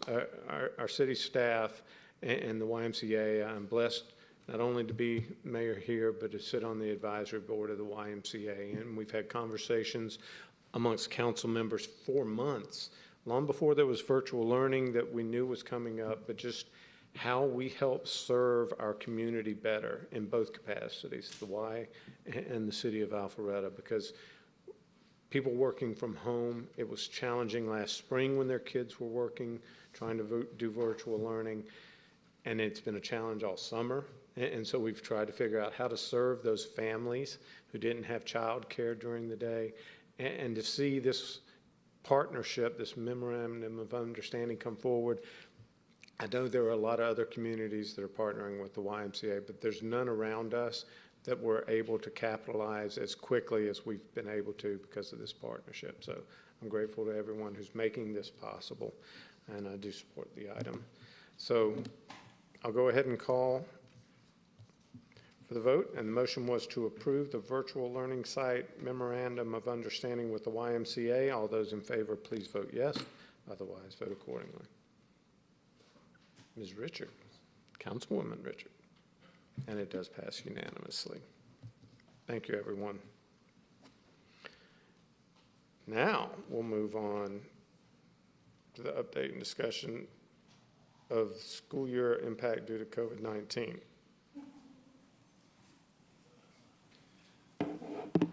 Mayor and Council, I had a whole pattern to how I was going to present this item, and then Morgan and his team and folks at the Y exceeded expectations like they always do. I threw a wrench in it, and the mayor just covered some comments we were going to make, so we're going to do this on the fly, see how it goes. Back a couple of months ago when virtual learning was going on, Councilmember Binder, Councilmember Richard challenged city staff to look at ways that we could work outside the box to support families in Alpharetta. And specifically, we started looking at facilities. That was kind of the low-hanging fruit. That's the easy stuff. The how you do it can be a little complicated, but we know we have facilities and we know we can activate them. So Morgan took the lead on that, got with his partners at the Y, and pulled everything together.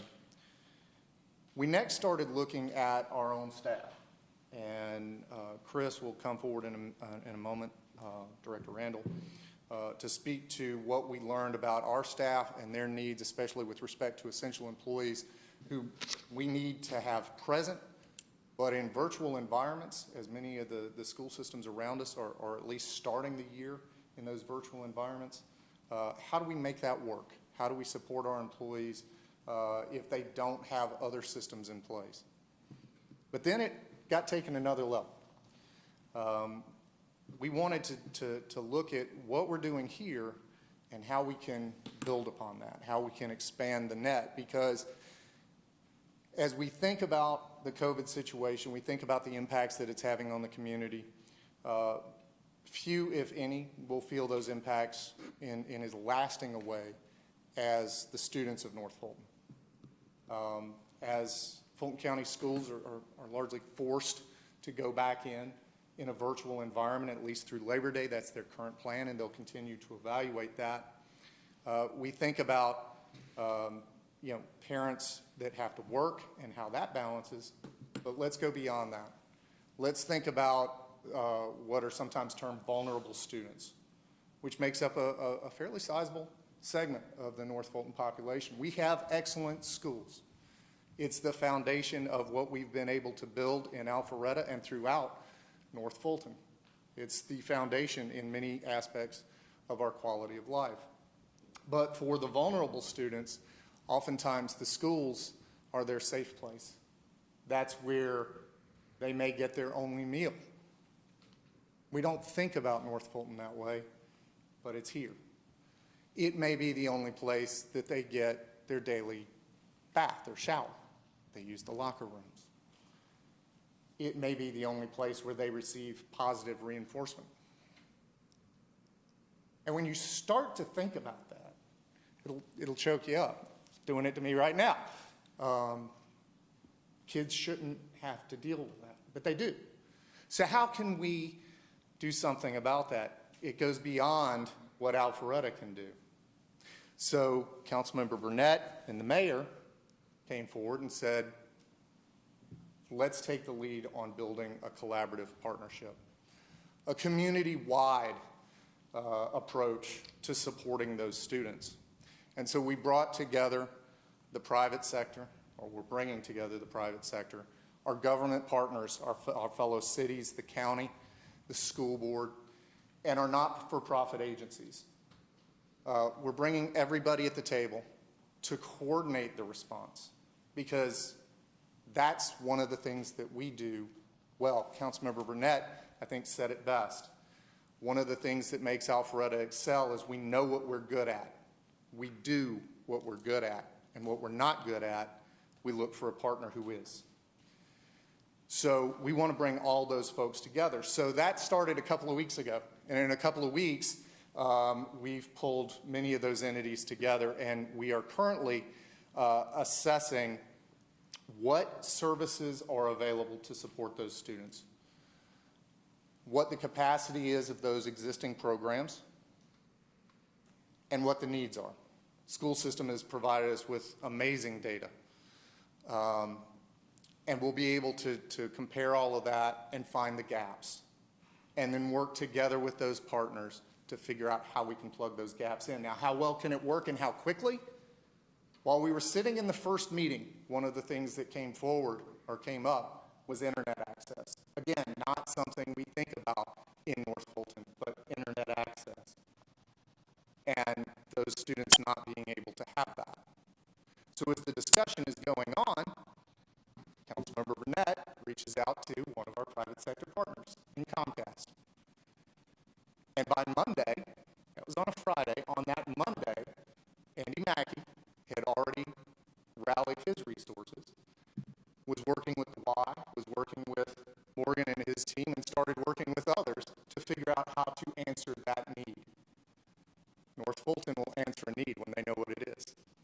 So we're working through that process. One of the other things that will come out of that is we'll then have a catalog of what those resources are, and can build upon that, not just for the short-term COVID response, but for the long-term, because the needs in the community will exist. So this is the first time, there's never been this in North Fulton, a catalog of here's all the resources available. And that's even more important because with the economy doing what it is right now, we'll have people needing those resources who have never needed them before. They don't know how to ask for it. They don't know who to ask. They don't know where to turn. In partnering with the United Way, they're going to build a website for North Fulton specific. And that's where that catalog will live, so it can grow and change in real time. We can provide our public safety officers, who are oftentimes the first contact with some of these folks in need. We can provide them with the quick link that they can pull up and right then be able to connect those folks with resources that they need. They do it now, but sometimes they don't know what the resources are or where to direct those folks to. So all of those things are coming together, and that partnership is only in its second week.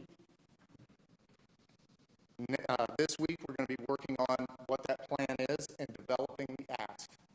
Because for those in the private sector and for those in the community who are wondering what they can do, we're going to have that answer. We're going to know what the ask is. And we're going to have folks coming to make those asks. So that's the large picture. Then we take what Morgan is doing with the Y, and that activates our facilities and starts to look at specifically other things the city can do. Now, if Chris will come forward, she'll talk about what the needs are for our existing employees. It's me again, I'm talking about numbers. So I just want to give you some numbers as to the impact of our workforce. So from the 426 full-time and part-time regular employees, about 122, which is about 28%, have at least one dependent child's age between 4 and 14. Out of those, only 33 employees citywide have dependents 4 and 14 years of age, and they reside in Fulton County and Cobb County. So we have 33 employees that could be potentially impacted by the school closures. From the 33, 10 work in positions that they could do a hybrid telework or some teleworking at some sort. Our entire workforce, 30% of the entire workforce are eligible, working positions eligible to telework, and the others do not. For the ones that would need accommodations, and bear in mind, so far we have not received any requests for accommodations, but we do have some options. Obviously, we have the teleworking, so we are going to continue to offer that structure either in a hybrid or some type of flexible arrangement. Speaking of flexible work hours, is in all within employment laws and FLSA, the Fair Labor Standards Act. In positions where, for instance, in public works, that you have to have a crew that would take care of the streets, or so the work schedule could be changed if needed. So somebody can start very early in the morning and leave at noon, or start at noon. So the work hours during the day, they're still the same. Or it could be an arrangement to work on the weekends, but be off on a Monday or a Tuesday. So the amount of hours are still there and they're still present, but there's going to be some hybrid of flexible hours. So if they have co-parenting, they can make that arrangements with the spouse as well. Another resources, so that the child, third-party child care and initiatives with the Y and initiatives with what James is talking about, it could be another very good resource for those families. And we always have the benefits that we continue to offer as the EAP to assist in stressful situations or trying to help or find resources for children. We do have paid time off. We have a flexible spending account. Many use FSA to reimburse non-taxable amount to reimburse for prescription or any out-of-pocket, but the flexible spending account also has a provision for the dependent care. So if I'm not mistaken, it's $5,000, like $5,000 for dependent care. It's about $5,000 a year for dependent care, give or take. So, yeah, I'm blessed that I don't have to deal with it. So I just. And Tom's just going to let you hang on Yeah, that. yeah. So, and, yeah. And the benefits from the FFCRA, the Family First Coronavirus Response Act, it still would cover employees that do not have childcare due to COVID, either if it's school is closed or if it's remote. They could use the benefits of the extended FMLA at a certain pay. It's 2/3 of the employee pay if the need really gets to that point. So, but we do have some strategies, and since it's such a small amount, which is good, out of those 23 folks, we will be able to work with them to the extent that we can and still provide services. So. And now Morgan has a couple more items to add. Thank you. We mentioned that the Y is going to be doing those 3 sites. They're going to be doing between kindergarten and 6th grade.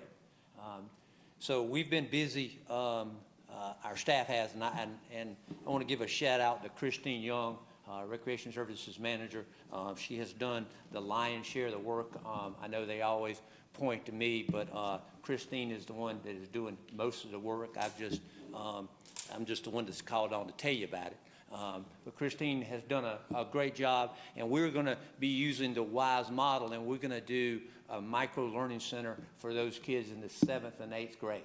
Because we all know, if you've had middle school kids, you know sometimes they're too young to leave at home by themselves, and they think they're too old for camps. So we are trying to do something in between. So we're going to do that at the Community Activity Center, the Community Center, and we're going to be doing that for 7th and 8th graders, and we're going to be able to do up to 50 of those a day. And so we're going to be doing that, starting that on the 24th as well. And then we also have come up with some programs for after school, after virtual school. We know that some of the parents are going to be able to stay home with their child, supervise them being on virtual learning, and then by 1:30 in the afternoon, everybody's going to need a break. So we're going to do some programming for that. We're going to call one program that's called After School Fun Stop. So you can bring your child, again, K through 6. You can drop them off at 2:30 and pick them up as late as 6:30 that afternoon. We're going to do that. And then we're also going to have a funcation recess, and that's going to be gymnastics based. And they're going to do an hour of virtual learning and 3 hours of gymnastics. And then we're going to have a dance and learning program that'll have 1 hour of virtual learning and then 3 hours of dance camp following that. And that's on top of our fall programs. We're still doing all of our fall programs, our dance programs, our gymnastics programs, and our athletic programs. So again, those are just some other options that we're bringing to the Alpharetta residents as well as our employees coming up starting the 24th. Thank you very much. So as you can see, and as we all know, no single agency is going to be able to do this on their own. But collectively, we can do a lot. And I think we're getting pretty creative about it, but we've got a lot of team members here. If we can answer any questions, or if you have ideas or suggestions or things you want us to look at. Any questions? Councilman Burnett, or comments? There's a workshop. James Morgan, I just want to tell you guys, I mean, it happens all the time, but it's just amazing at what you guys are capable of pulling together, because I mean, y'all execute all the crazy ideas, and there are plenty of them. But when it comes to looking after the, you know, my oldest son Charlie was in kindergarten last year, and the first day that he had in virtual learning, there was more than one kid in his class at Alpharetta Elementary School where that was the last time the teacher got an assignment from them, and that is incredibly scary. And they live here. I mean, they're residents. They vote. They come downtown, but sometimes you run into language issues, and mom and dad, somebody's got to stay home. And so the fact that you guys have been able to put something so thoughtful together to look after these kids along with the Y, and when we roll it out and and y'all see what is in public, it's amazing, because everybody said yes. You know, even Comcast, who everybody likes to call and yell at from customer service, man, they just jumped in and said, how big of pipes do you guys need to make it work? I mean, everybody's answer, when y'all see who is behind the curtain, it's remarkable. I'm very excited to just even sit here and sit in the back seat and watch what happens. So thanks, guys. Councilman Binder. I absolutely echo your opinion there. We know we got a good staff, but it's times of urgency that we just really appreciate the greatness of what you all do. So jumping to the point on that, because households, our employees' households, our residents' households are going to need our help and our support, because everyone's stretched thin with kids and with multi-generational households. So I'm glad y'all are keeping the recreation programs. That's important, especially the preschool age ones, because there's no, you know, the daycare is maybe going up and down. So having that outlet and that socialization is going to be very important. So glad to see that you're working as hard as you can to keep those programs like gymnastics and dance, and just so that the kids can be there. Another one I know you mentioned in the past, and we don't need to talk about it tonight, but just what we're doing with our senior citizens that maybe use the senior center. And just like we're partnering with the YMCA, they do great work with seniors, and then we also have Senior Services North Fulton, so maybe how we can partner there. And it's just fresh on my mind. I got my grandma, she's over 100, and she fell, and she got hurt. Luckily, there was somebody that came in to visit her, but I don't know how that situation is for some of our residents that are seniors, and maybe making sure that we check on them, or making sure we hand off with Senior Services North Fulton to say, these people need to be in contact. So there's just a lot of isolation going on, and glad that y'all are responding, and just super proud of you guys for doing this. So thank you very much. Anyone else from council? Well, I'll just say, usually when we do a workshop, it's an item that's been kicked around for months, sometimes years. And so it's more of a formality for a department director to come up here and explain what we've been talking about for 2 years and make sure that the public has a chance to. I had no idea some of this had even occurred, because it's happened since the last time I talked to y'all, like 4 days ago. And the sheer innovative initiative that y'all have taken, and I mean the private sector with the Y and the businesses that have participated in everything, it's remarkable to watch this community come together when challenged. And Alpharetta should be proud of ourselves, because not many cities are moving so fast that the mayor has no clue what they're doing when they step in front of the council.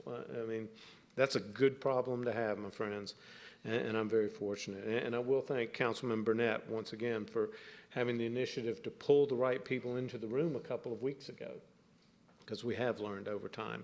We've got the right people in this community. Sometimes you just got to get the right people in the room or on the Zoom, as it may be now, and things start happening. I'll leave it at that. I'm starting to rhyme. That's not a good sign. But it is remarkable, and thank you for all that y'all are doing. So we'll wrap up the workshop on that and move on to the second workshop, which is something I have heard a lot about over the years. T-Splosh Projects Update, Director Regas and Mr. Sisevich.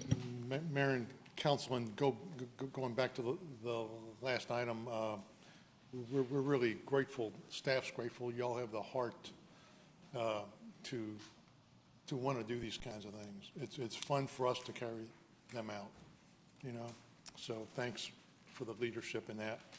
So November 2016, the voters approved a 5-year, 3/4 of a penny sales tax increase for transportation in Fulton County. The first item that you see is a resolution by the mayor and council at that time to be a part of the body of cities in the county and to put that on the ballot. The second item that you see is would be our share of the T-Splosh money. It does not include the city of Atlanta, and that's why our percent is 11.02. Just for your own information, for the local option sales tax, which includes the city, I think our percentage is 5.94. Okay, so anyway, and added to that, this is the list of projects that were approved early on. And you can see the total came to $72 million. That was actually, the county wanted to project a 15% increase. Just in case the money came in, there wouldn't be a problem in allocating it. So we allocated $72 million. Of course, it has not come in at that. It has come in, and with the pandemic, at about $52 million. So that kind of catches us up to where we are tonight. We have made a lot of progress in the last 6 or 7 months with GDOT and all y'all on the funding of McGinnis Ferry, Old Milton Parkway, and the bridge improvements. And with that and the other T-Splosh projects that we have completed or in the process of completing, and that includes the Morris Road operational improvements, the Bethany Road roundabouts at Mayfield and at Mid-Broadwell. And I think that is mainly it. It leaves, 4 projects that Pete wants to talk to y'all about. We have about $25 million and how to best spend that $25 million. So at this point, I'll turn it over to Pete, and he can talk about the pros and cons of each project. Okay. Thank you, Mr. Regas. And just so y'all know, I had asked him to go back and kind of start from the beginning as a prelude to this, because even those of us that were here throughout that whole process, sometimes we forget how this started and how these all broke down originally. And things that were in Tier 3 were in Tier 3 because we didn't think there was any chance in heck they were going to happen anytime soon, even though they may have been a priority. So I appreciate you taking the time to explain that. And I encourage anyone who hasn't had an in-depth dive at this, it helps to put things back into perspective and how much flexibility in some of these priorities were to begin with. Yep. Director Savage. Good evening, Mayor and Council. For you, I'm going to go over 4 projects, and one's considered one large project. If you look on the draft attachment that Bob presided over, is the Academy Webb Bridge. So we broke Webb Bridge into 3 components. We have Webb Bridge Road from the Greenway to the Webb Bridge Park and / State Route 120. To the park and State Route 120 was an add-on that we did. That came through public comment and public meetings that we had, that we'd like to have connectivity all the way to the park. The next one would be from Morris Road to the Greenway. And then the final section of that is Academy Street, which is from Presbyterian Church to the Fire Station 81. And the last project I'll discuss is the Haynes Bridge Road widening with Johns Creek. To refresh some memories, going back,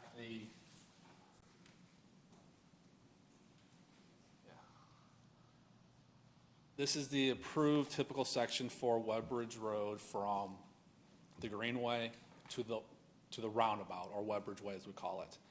We have 10.5-foot travel lanes. This road is 40 miles per hour, so we did 10.5 instead of a typical 10 miles per hour, or 10-foot travel lanes. The big component of this is there's 6-inch header curbs. That's the same that was applied on Rucker Road, and we have 3-foot beauty strips instead of 6-foot beauty strips. Why do we start condensing all that? This right-of-way you see right here is about 66.5 feet wide that we need throughout the whole corridor. That's just the right-of-way. And then you still have to build it, and you need another 10 or 15 feet sometimes on either side of the sidewalk to build the road, the improvements. We have approximately 60 to 70 feet of right-of-way along the whole corridor, and it varies. If you have a right turn lane, the right-of-way is a little wider, and we could manipulate that into the bike lane or such. So what's great about this project is this connectivity that we've been talking about for years, from Webb Bridge Park all the way to the Greenway. And the corridor has homes that are close to it, which makes it easier for people to access the wide sidewalks as well as the bike lanes. The roundabout improves the traffic flow when we modeled it compared to the signal, so that improves the safety measure there as well. And we get rid of the ugly bollards that nobody likes to have at that intersection to keep people moving. And the bike community loves the 4-foot bike lane. So those are the great parts about this project. The 40-mile-an-hour speed, I would love to get that reduced down to 30, 35 for that corridor, but we've heard from multiple people at public meetings that they like to keep it at that higher speed to get home faster. And those were coming from Windward residents and people off Park Bridge. The other component about this project that is the tree grades. 3-foot beauty strip is not well suited for street trees. 6 feet is the number that we like to go with, and that's what you see out on Rucker Road is a 6-foot wide beauty strip. So we have 3 scenarios that we've come up with. Scenario 1 is maintain the tree grades, which cost about $5,000 to $6,000 a pop, and there's going to be over 300 tree grades out there on that corridor. It's a big dollar amount. Other option we have is to go to pervious pavement of some sort. Pervious concrete, so there's a flexible pavement they have out there.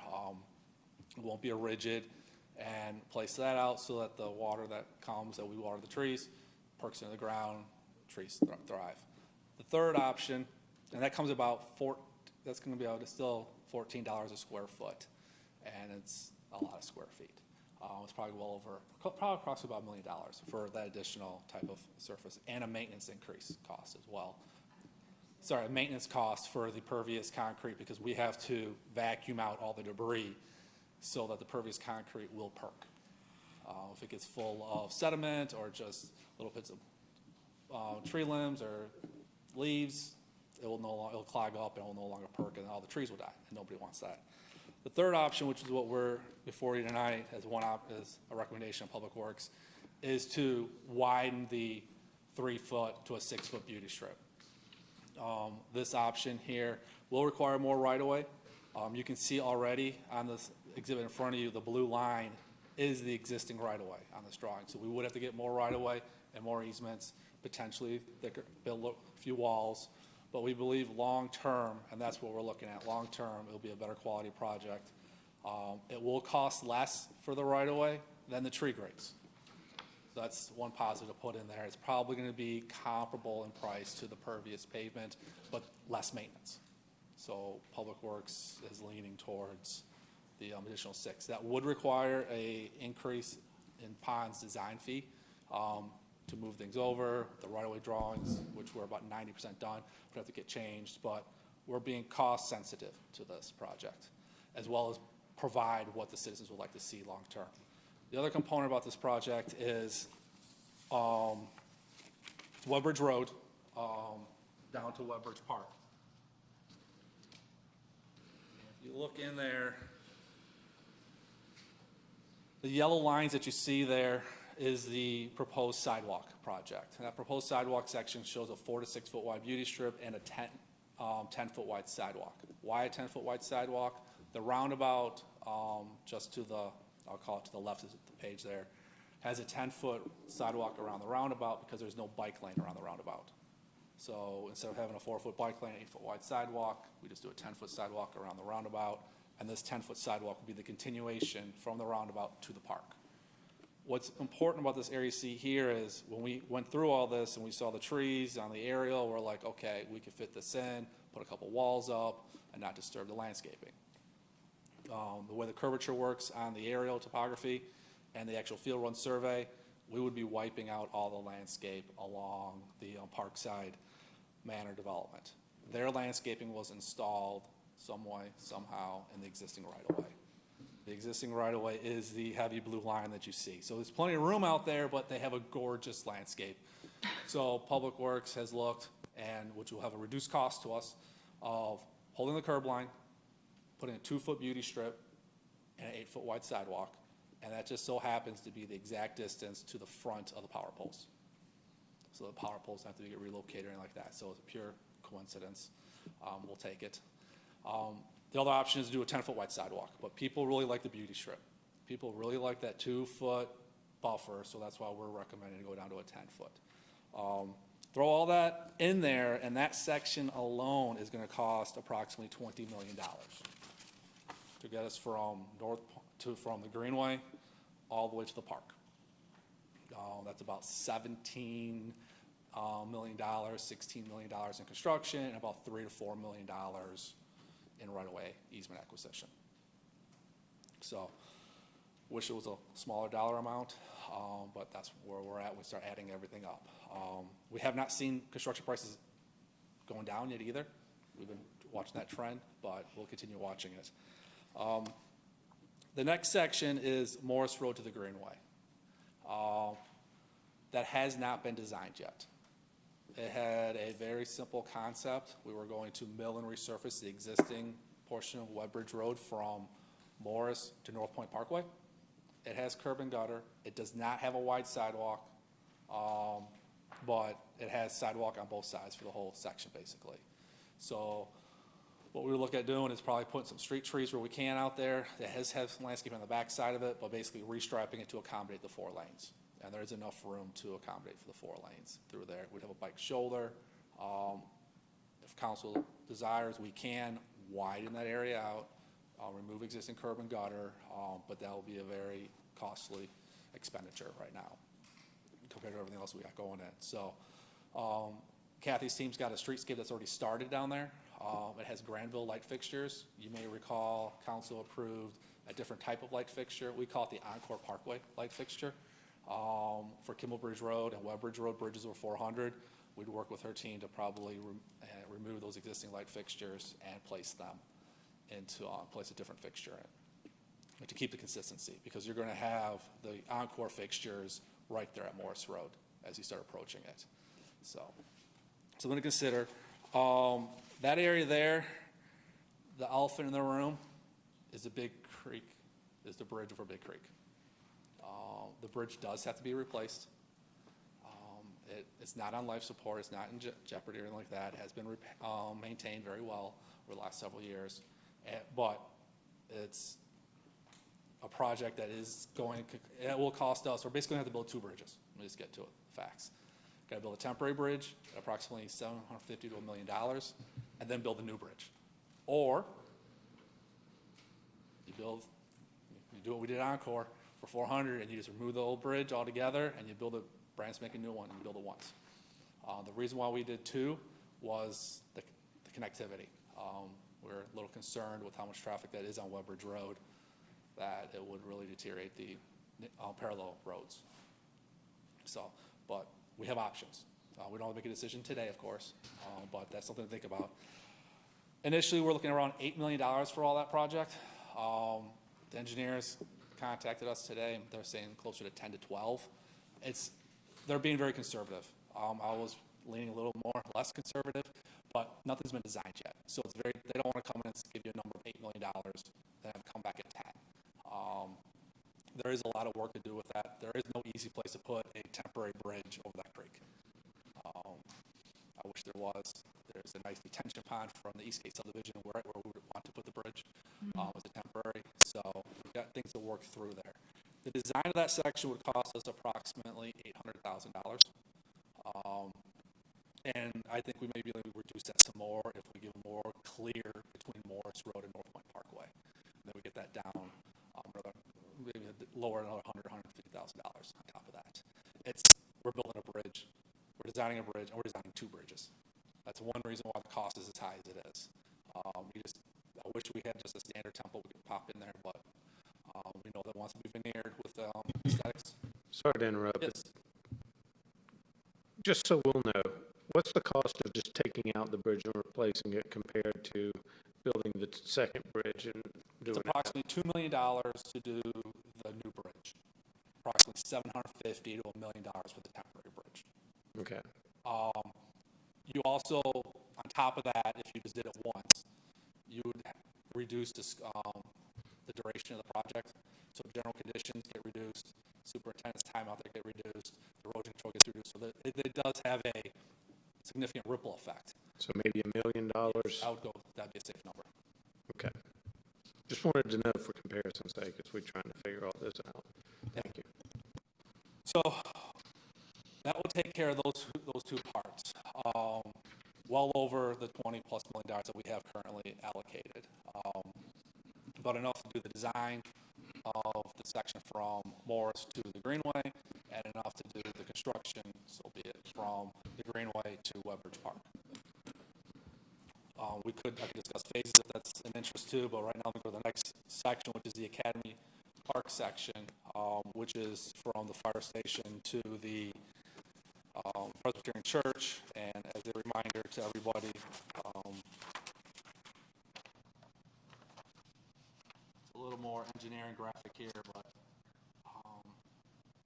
basically what we're looking at doing is a 2-foot beauty strip, 6-foot wide sidewalk, and a 3-foot bike shoulder on both sides with a landscape median near the Presbyterian Church. There is not much right away out there at all. Those of you who've been driven down there or walked on the other side of the street, the fence is the right of way line of that subdivision. So there is not much room to work with. So you're saying TS01? Yes. Okay, just wanted to make sure. Yes. We are just touching the north side of the street. We are milling and resurfacing the entire roadway to accommodate the restriping and a bike shoulder on both the north and the south side. That project there, it also included pedestrian lights in the 2-foot beauty strip. Rucker Road has brought us some new insight on some things. The straight distance and the way the lighting is with the Granville fixtures, it looks like it's a runway, no matter how far we space them out. Encore lights are 60 feet on center, and Rucker Road are 85 feet on center, but people think completely different. It looks like it's much closer. This roadway section right now has lights on almost every power pole except 3. So it is a lit area. So a recommendation would be is to remove the pedestrian lights that are in the beauty strip and install 2 or 3 more lights on the power poles to illuminate the corridor, which will save about $200,000. The total cost for this project here is, get my notes here, $2.8 million with $200,000 of that in contingency and a couple $100,000 as well in the lighting line item. So we'll be able to save some money in that area there. The final phase, or final project, excuse me, is Haynesbridge Road. This is one of those projects that just keeps growing and growing in complexity. It's a partnership with Johns Creek. Originally, there was $5 million allocated in T-Splosh. We're sitting here right now, probably right around $16 million. That $16 million does not include, that includes right-of-way and construction, but that does not include any feature to help the Haynes Forest subdivision exit their subdivision. It's still just a typical ingress-egress curb cut. We looked at a roundabout. That's costly. We have met with the, let me get the roundabout picture for you guys. We've met with the school district,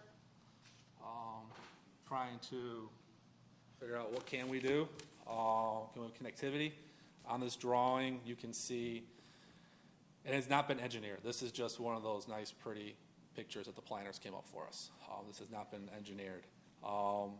We've been trying to get a road built. Where you see the word Johns Creek on the lower left, there's a house right there, and it ties in right to a road. Trying to see if we get a road through, if we could purchase the property and tie into the driveway. That produced even more challenges for the school district. The school district came back to us and says, you know, I really would like to have another access point. And this is Mansell Road right here. That is a very costly expenditure. The heavy, thick line you see on the northern side of the page, that's a retaining wall. Some things, we keep working at it, we keep looking at it, we keep trying to figure out ideas, but we have not found anything that would be suitable for the Haynes Forest subdivision for an approved ingress-egress when you're throwing $16 million towards a project, or our portion would be $8 million. Where did this come from? This exhibit here? Yes. This came from Low Engineers. Okay. Who was the And who funded that? The team funded that. Okay. It was a quick sketch, not much time at all The invested. team being Johns Creek and This City one of was Alpharetta for this portion here because this was separate this was outside the scope of work. I'd like to hear a discussion at some point in time. When times were flush, we got a lot of input from a lot of different neighborhoods. I sat in here for the Academy Park, 2 parts of the Academy Park, and then the other side on Webb Bridge. Times are different now. I don't know what's involved in the dollars to spend on something like this, but if we don't have the money to complete all of them, I'd like to have a discussion about let's stop spending money on design on things. You know, we can run thin and never do any of these, or we can get something done. And we've got a finite amount of money, and so I'm bothered that we would spend money on something. And I'm not, you know, but let's spend our money on something and get something done rather than just designing the heck out of 5 different segments of roads with insufficient funds to do them. Yeah, That would be my opinion. No, and this exercise with Low Engineers, the goal was, is it feasible? Can you put what would it take, and spend some dollars doing that? But it's not feasible. So that was an idea that came through. So And to your point, Councilman Hypes, you're right. And this, I didn't know about this particular thing, but I mean, this whole workshop here is to set the table for us to go ahead and pull the trigger, and make some of those decisions. So we just wanted to get the latest and greatest from Pete, and then we'll have conversations, and then we'll have a public meeting and say, okay, it's time to prioritize these again based on Being a workshop, I was getting more commentary than. Absolutely, no, that's what we're here for. I'm glad you mentioned it, because I agree, you know. I wasn't aware of this, and hopefully it didn't cost a lot, but now's the time to start prioritizing before we spend more on the designs, one way or the other. Yeah, the Morris Road section, the good news about that section there is we've got time on our hands, because we have to, widening Morris Road to 4 lanes wouldn't do us any good until GDOT finishes their bridge project. So we wouldn't want to resurface it, restripe it for today, and then all of a sudden have to restripe it again to accommodate for the 4th lane. So that's one thing to have in your back of your mind when you're looking at this. Part of the project of that section too was improving the North Point Park, improving east of North Point Parkway as you approach the school. There is probably the most dangerous weave in the city occurs right there. And the weave, I mean, Or at least the one that's most violated by drivers. Yeah. I don't know that the weave is that bad. It's the problem with the drivers passing on it. So we've got bollards set up, they'll take the bollards out. The nice trucks will take the bollards out, and we're trying to come up with a long-term solution for that area over there. I do believe that has a viable improvement to it. And then, so then when we start talking about moving forward, you can look at phasing if need be, because there's a lot of construction going on in this area, on this side of town for the next 7+ years.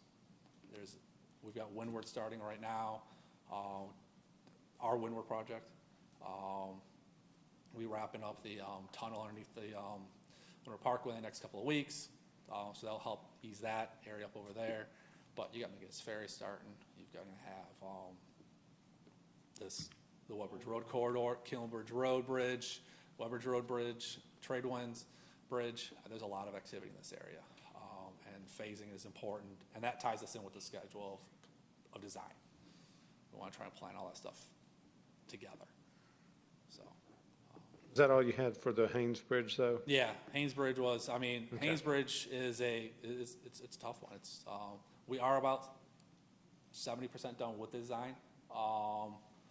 And we allocated a couple $1,000s towards this concept here, and we'll be moving forward with right-of-way acquisition, or plans, excuse me. Acquisition is a whole separate phase. Recall the IGA you guys signed with Johns Creek was just to start with the design. Well, to Councilman Hype's comments, I would suggest not invest any more on this corridor until we reassess. Or probably not any of the corridors that haven't already got funds. Does that sound reasonable? Yeah. And let us prioritize before we spend any more on designs or any of that. That's not a problem. Okay. Gives us incentive to hurry up and make those decisions as well. Yeah. The only one that we can do is the Webbridge Road corridor from the Greenway to the park. I will put the designer on hold on that one for right now, because depending the way we want to move forward with council's direction of a 6-foot beauty strip or just do the pervious to keep off the right of way. Because the homes there, which challenges us, the homes there are very close to the road. So that was one reason we tried to squeeze as much as we possibly can in those areas, which is why we also have these street lights, pedestrian lights in the beauty strip, not on the back side of the sidewalk, because we did not want to be that much closer to people's properties. So, things to consider. So, go from there. Any questions? Councilman Binder. On Webb Bridge, it's been so long, and since 2016, but Webb Bridge has changed throughout. There's been discussion just because of pricing or costing that maybe we focus on the intersections or kind of move the scope on there, so put the roundabouts in place and go that route, or? One idea is to phase in the project so people can see a valuable use sooner rather than later. So it's going to take us probably 2 years, 1.5 years minimum to get the right of way. Yeah. Probably a couple months from starting that to begin with, and then bid the project. So the idea maybe is to go after the right of way at the roundabout, which is only about handful of parcels, bid out the roundabout section, get that. And by the roundabout, you're talking about Webbridge Way and Webbridge, that Yes. intersection by the post office. Okay, I just want to make sure that, It's the only one I got right. We had a lot more, but we removed them from the plans. Do that section.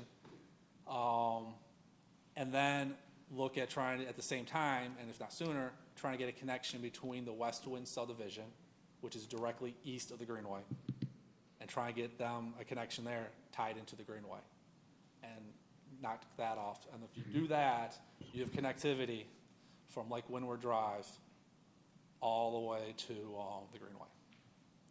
And then if you lived in Park Bridge, you have connectivity on the south side all the way to Shirley Bridge area, and then you cross the street and could hit the sidewalk. So that was an option. I think that's maybe something as a group to consider. I don't know if we've each heard that individually as a group. Like I said, it's been months and years, but I think it's viable. And for me, personally, as a decision maker, it's viable given the projects that we have left and the funding available, but also when we approved this in 2016, which I'm glad Mr. Regas brought that up but there was no talk about Web Plus or whatever it's called now. So it's changed. So, maybe we need to look more at the intersections in all those areas because of trade winds or and the cost of funding. So I know that's been kind of put on hold. We were maybe saying, hey, let's look at the traffic design for that because of trade winds. And I don't know where that's at, but Web Bridge has changed since we first initialized that project. Correct, it has. And the corridor numbers that we used back in 17, when we did the traffic study, it was a much higher volume than it is today. And they actually projected for the future as well. And the return on investment to convert Lake Windward Drive or Shirley Bridge into a roundabout of some sort was not there. It was deemed more equitable to put it towards another portion of the project. The lights were functioning just fine, but maybe as you would get closer to North Point Parkway, we got something a little different, a 4-lane section, or bring it a little further. But that would come with the data. So I think it's a viable discussion to talk about the intersections proposed currently and the intersections, like you said, based on data changes and what you think. And I think a lot of good information here, but we'd love to see what staff recommendation would be on that and go from, or at least the staff options for that. I have no problem giving you guys options. You want a recommendation, I'll give you a recommendation. Councilman Burnett? Thank you, Mr. Mayor. When I look at, and I guess this is sort of to get to the part where we cage match the rest of these projects, but to me, I live on the west side of town, so I'm wildly, none of them affect my daily life, and I didn't used to live in one of these neighborhoods and then move downtown, so I'm kind of removed from it. But I think that traffic for all of these, from Webbridge Road, from the Greenway to Webbridge Park, I think affects the greatest number of residents. And it sounded to me like that was a project with the money that we had left that we could do right. And I'm more than willing to come to consensus if it's found in other places, but I would rather deliver results than continue to pontificate. So thank you. Any other comments? Councilman Binder. My last comment on this, and just as a council, is if we look back where we were when we did T-Splosh 1, and then what lessons learned, now's the time to say where we are now, but also what projects are going to have to happen. So this is good timing to kick it off, and I'm really glad you did. So taking the next few months of saying, where are we currently with T-Splosh, and what's our near-term transportation projects that need to get done with the possibility of funding or part of funding from T-Splosh 2, whatever the county takes away from us, I don't know. But this is great to have, but we need to expand the conversation because I don't want to start having T-Splosh 2.0 conversations early next year because it would probably be too late because we wouldn't have the details and plans. So glad you're kicking it off now, and this was your idea, Mr. Mayor. Thank you. I completely agree. And I'll also note, just one of the reasons I wanted to refresh our memories is because I had forgotten some of the things that we had kind of put in there because so much was unknown when we created that list, is as we're thinking about these, one of the things we should probably consider is some of them are more suitable for a bond issue than others because of the size or just the attraction, the impact, and things like that that would have public support. And during T-Splosh, there's money available if there is a second T-Splosh to pay off debt obligations on infrastructure projects. So not only as we think about prioritizing, think, okay, what's the one that is the right size bite to take on a potential bond issue, and which one may be too large for a bond in the near future or something like that. So that's the only other comments I had. Any other comments at this point from council? Okay, so I'll just let you know, Pete, I think you've done a tremendous job on a scenery and environment that's changing hourly, if not sooner. And I'll expect you to work closely with your liaison and Bob to come forward very quickly in the next few weeks for us to prioritize these. And I'll talk to y'all if y'all need any input. I think the biggest thing for me for you to somewhat think about is on Woodbridge Corridor, widen the beauty strip, which will do right-of-way expenses, or just do the pervious concrete. I think tree grates are cost prohibitive. If you don't mind, if you could work with Mayor Pro Tem Mitchell and maybe put a memo of those critical decisions that you think need to be made as we make these decisions. Just Mayor Pro Tem. Thank you, Mr. Mayor. Concerning the tree grates, my initial response to him was, and I'd be interested in hearing what the other council members feel, but we don't have these along West Side Parkway. It's an incredible expense, and I'm not sure that it adds that much value to have the tree grates in that area. Do you all have some comments about that or feelings about? Yeah, Pete and I have talked, had several occasions in regards to the expense associated with that. So I think to me, it is based on what we're dealing with in our new reality. I think it is something that is definitely one of the top things that I'm looking at making a change to. I mean, in a perfect world, it's, streetscape, it looks great, but we need to readjust, and I don't think that the value is there. So I would be very willing to make an adjustment there.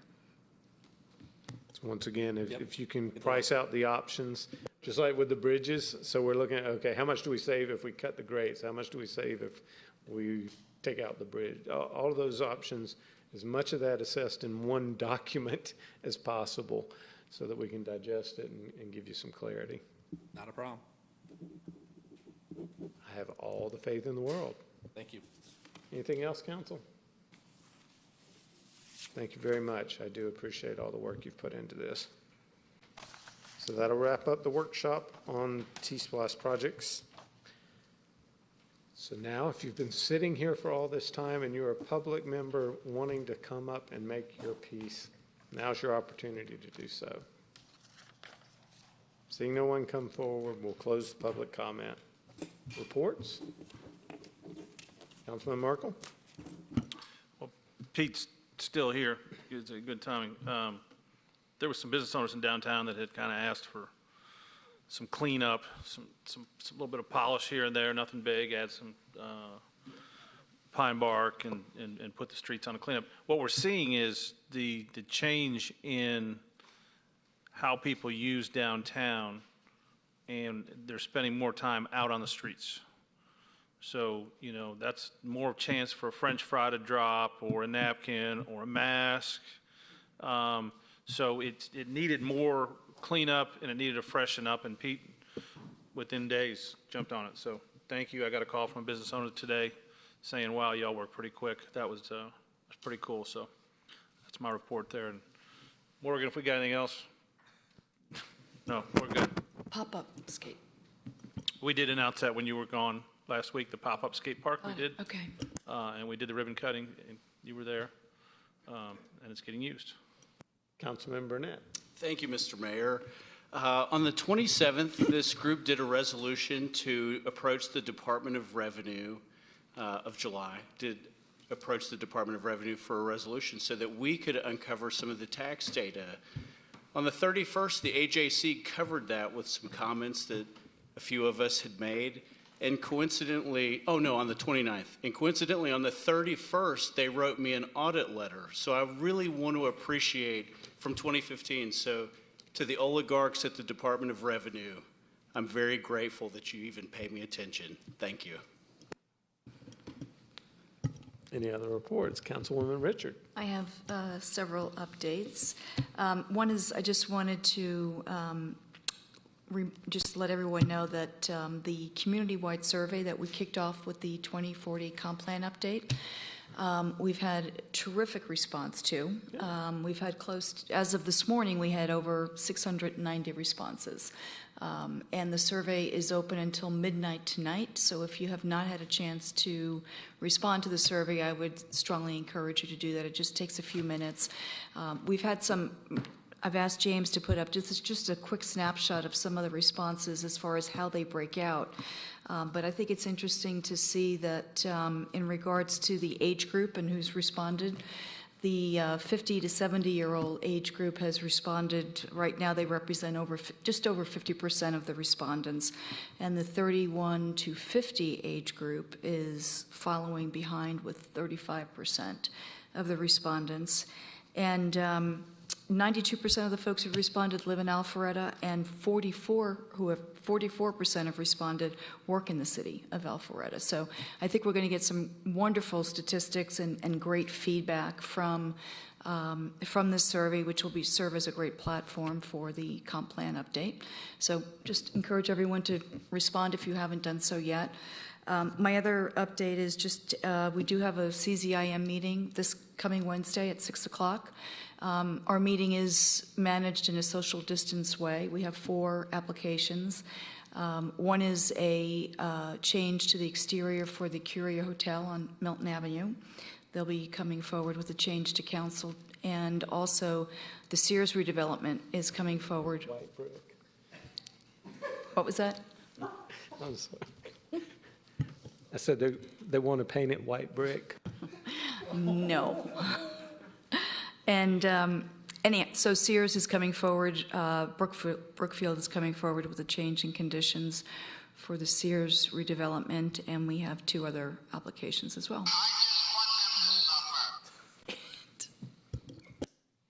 Thank you.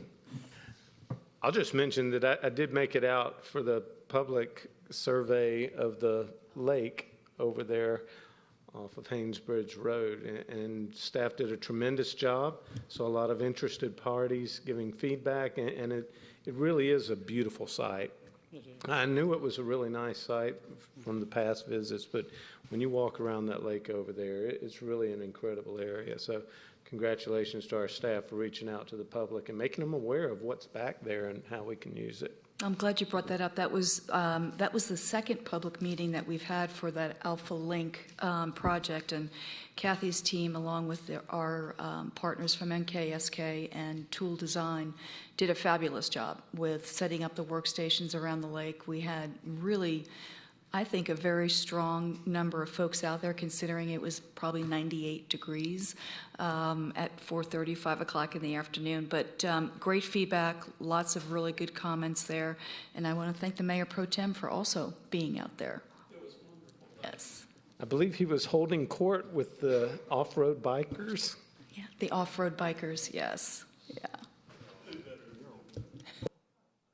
Any other reports from council? Bob, do you have any reports this evening? I was going to break the streak tonight because I've been doing this since the pandemic.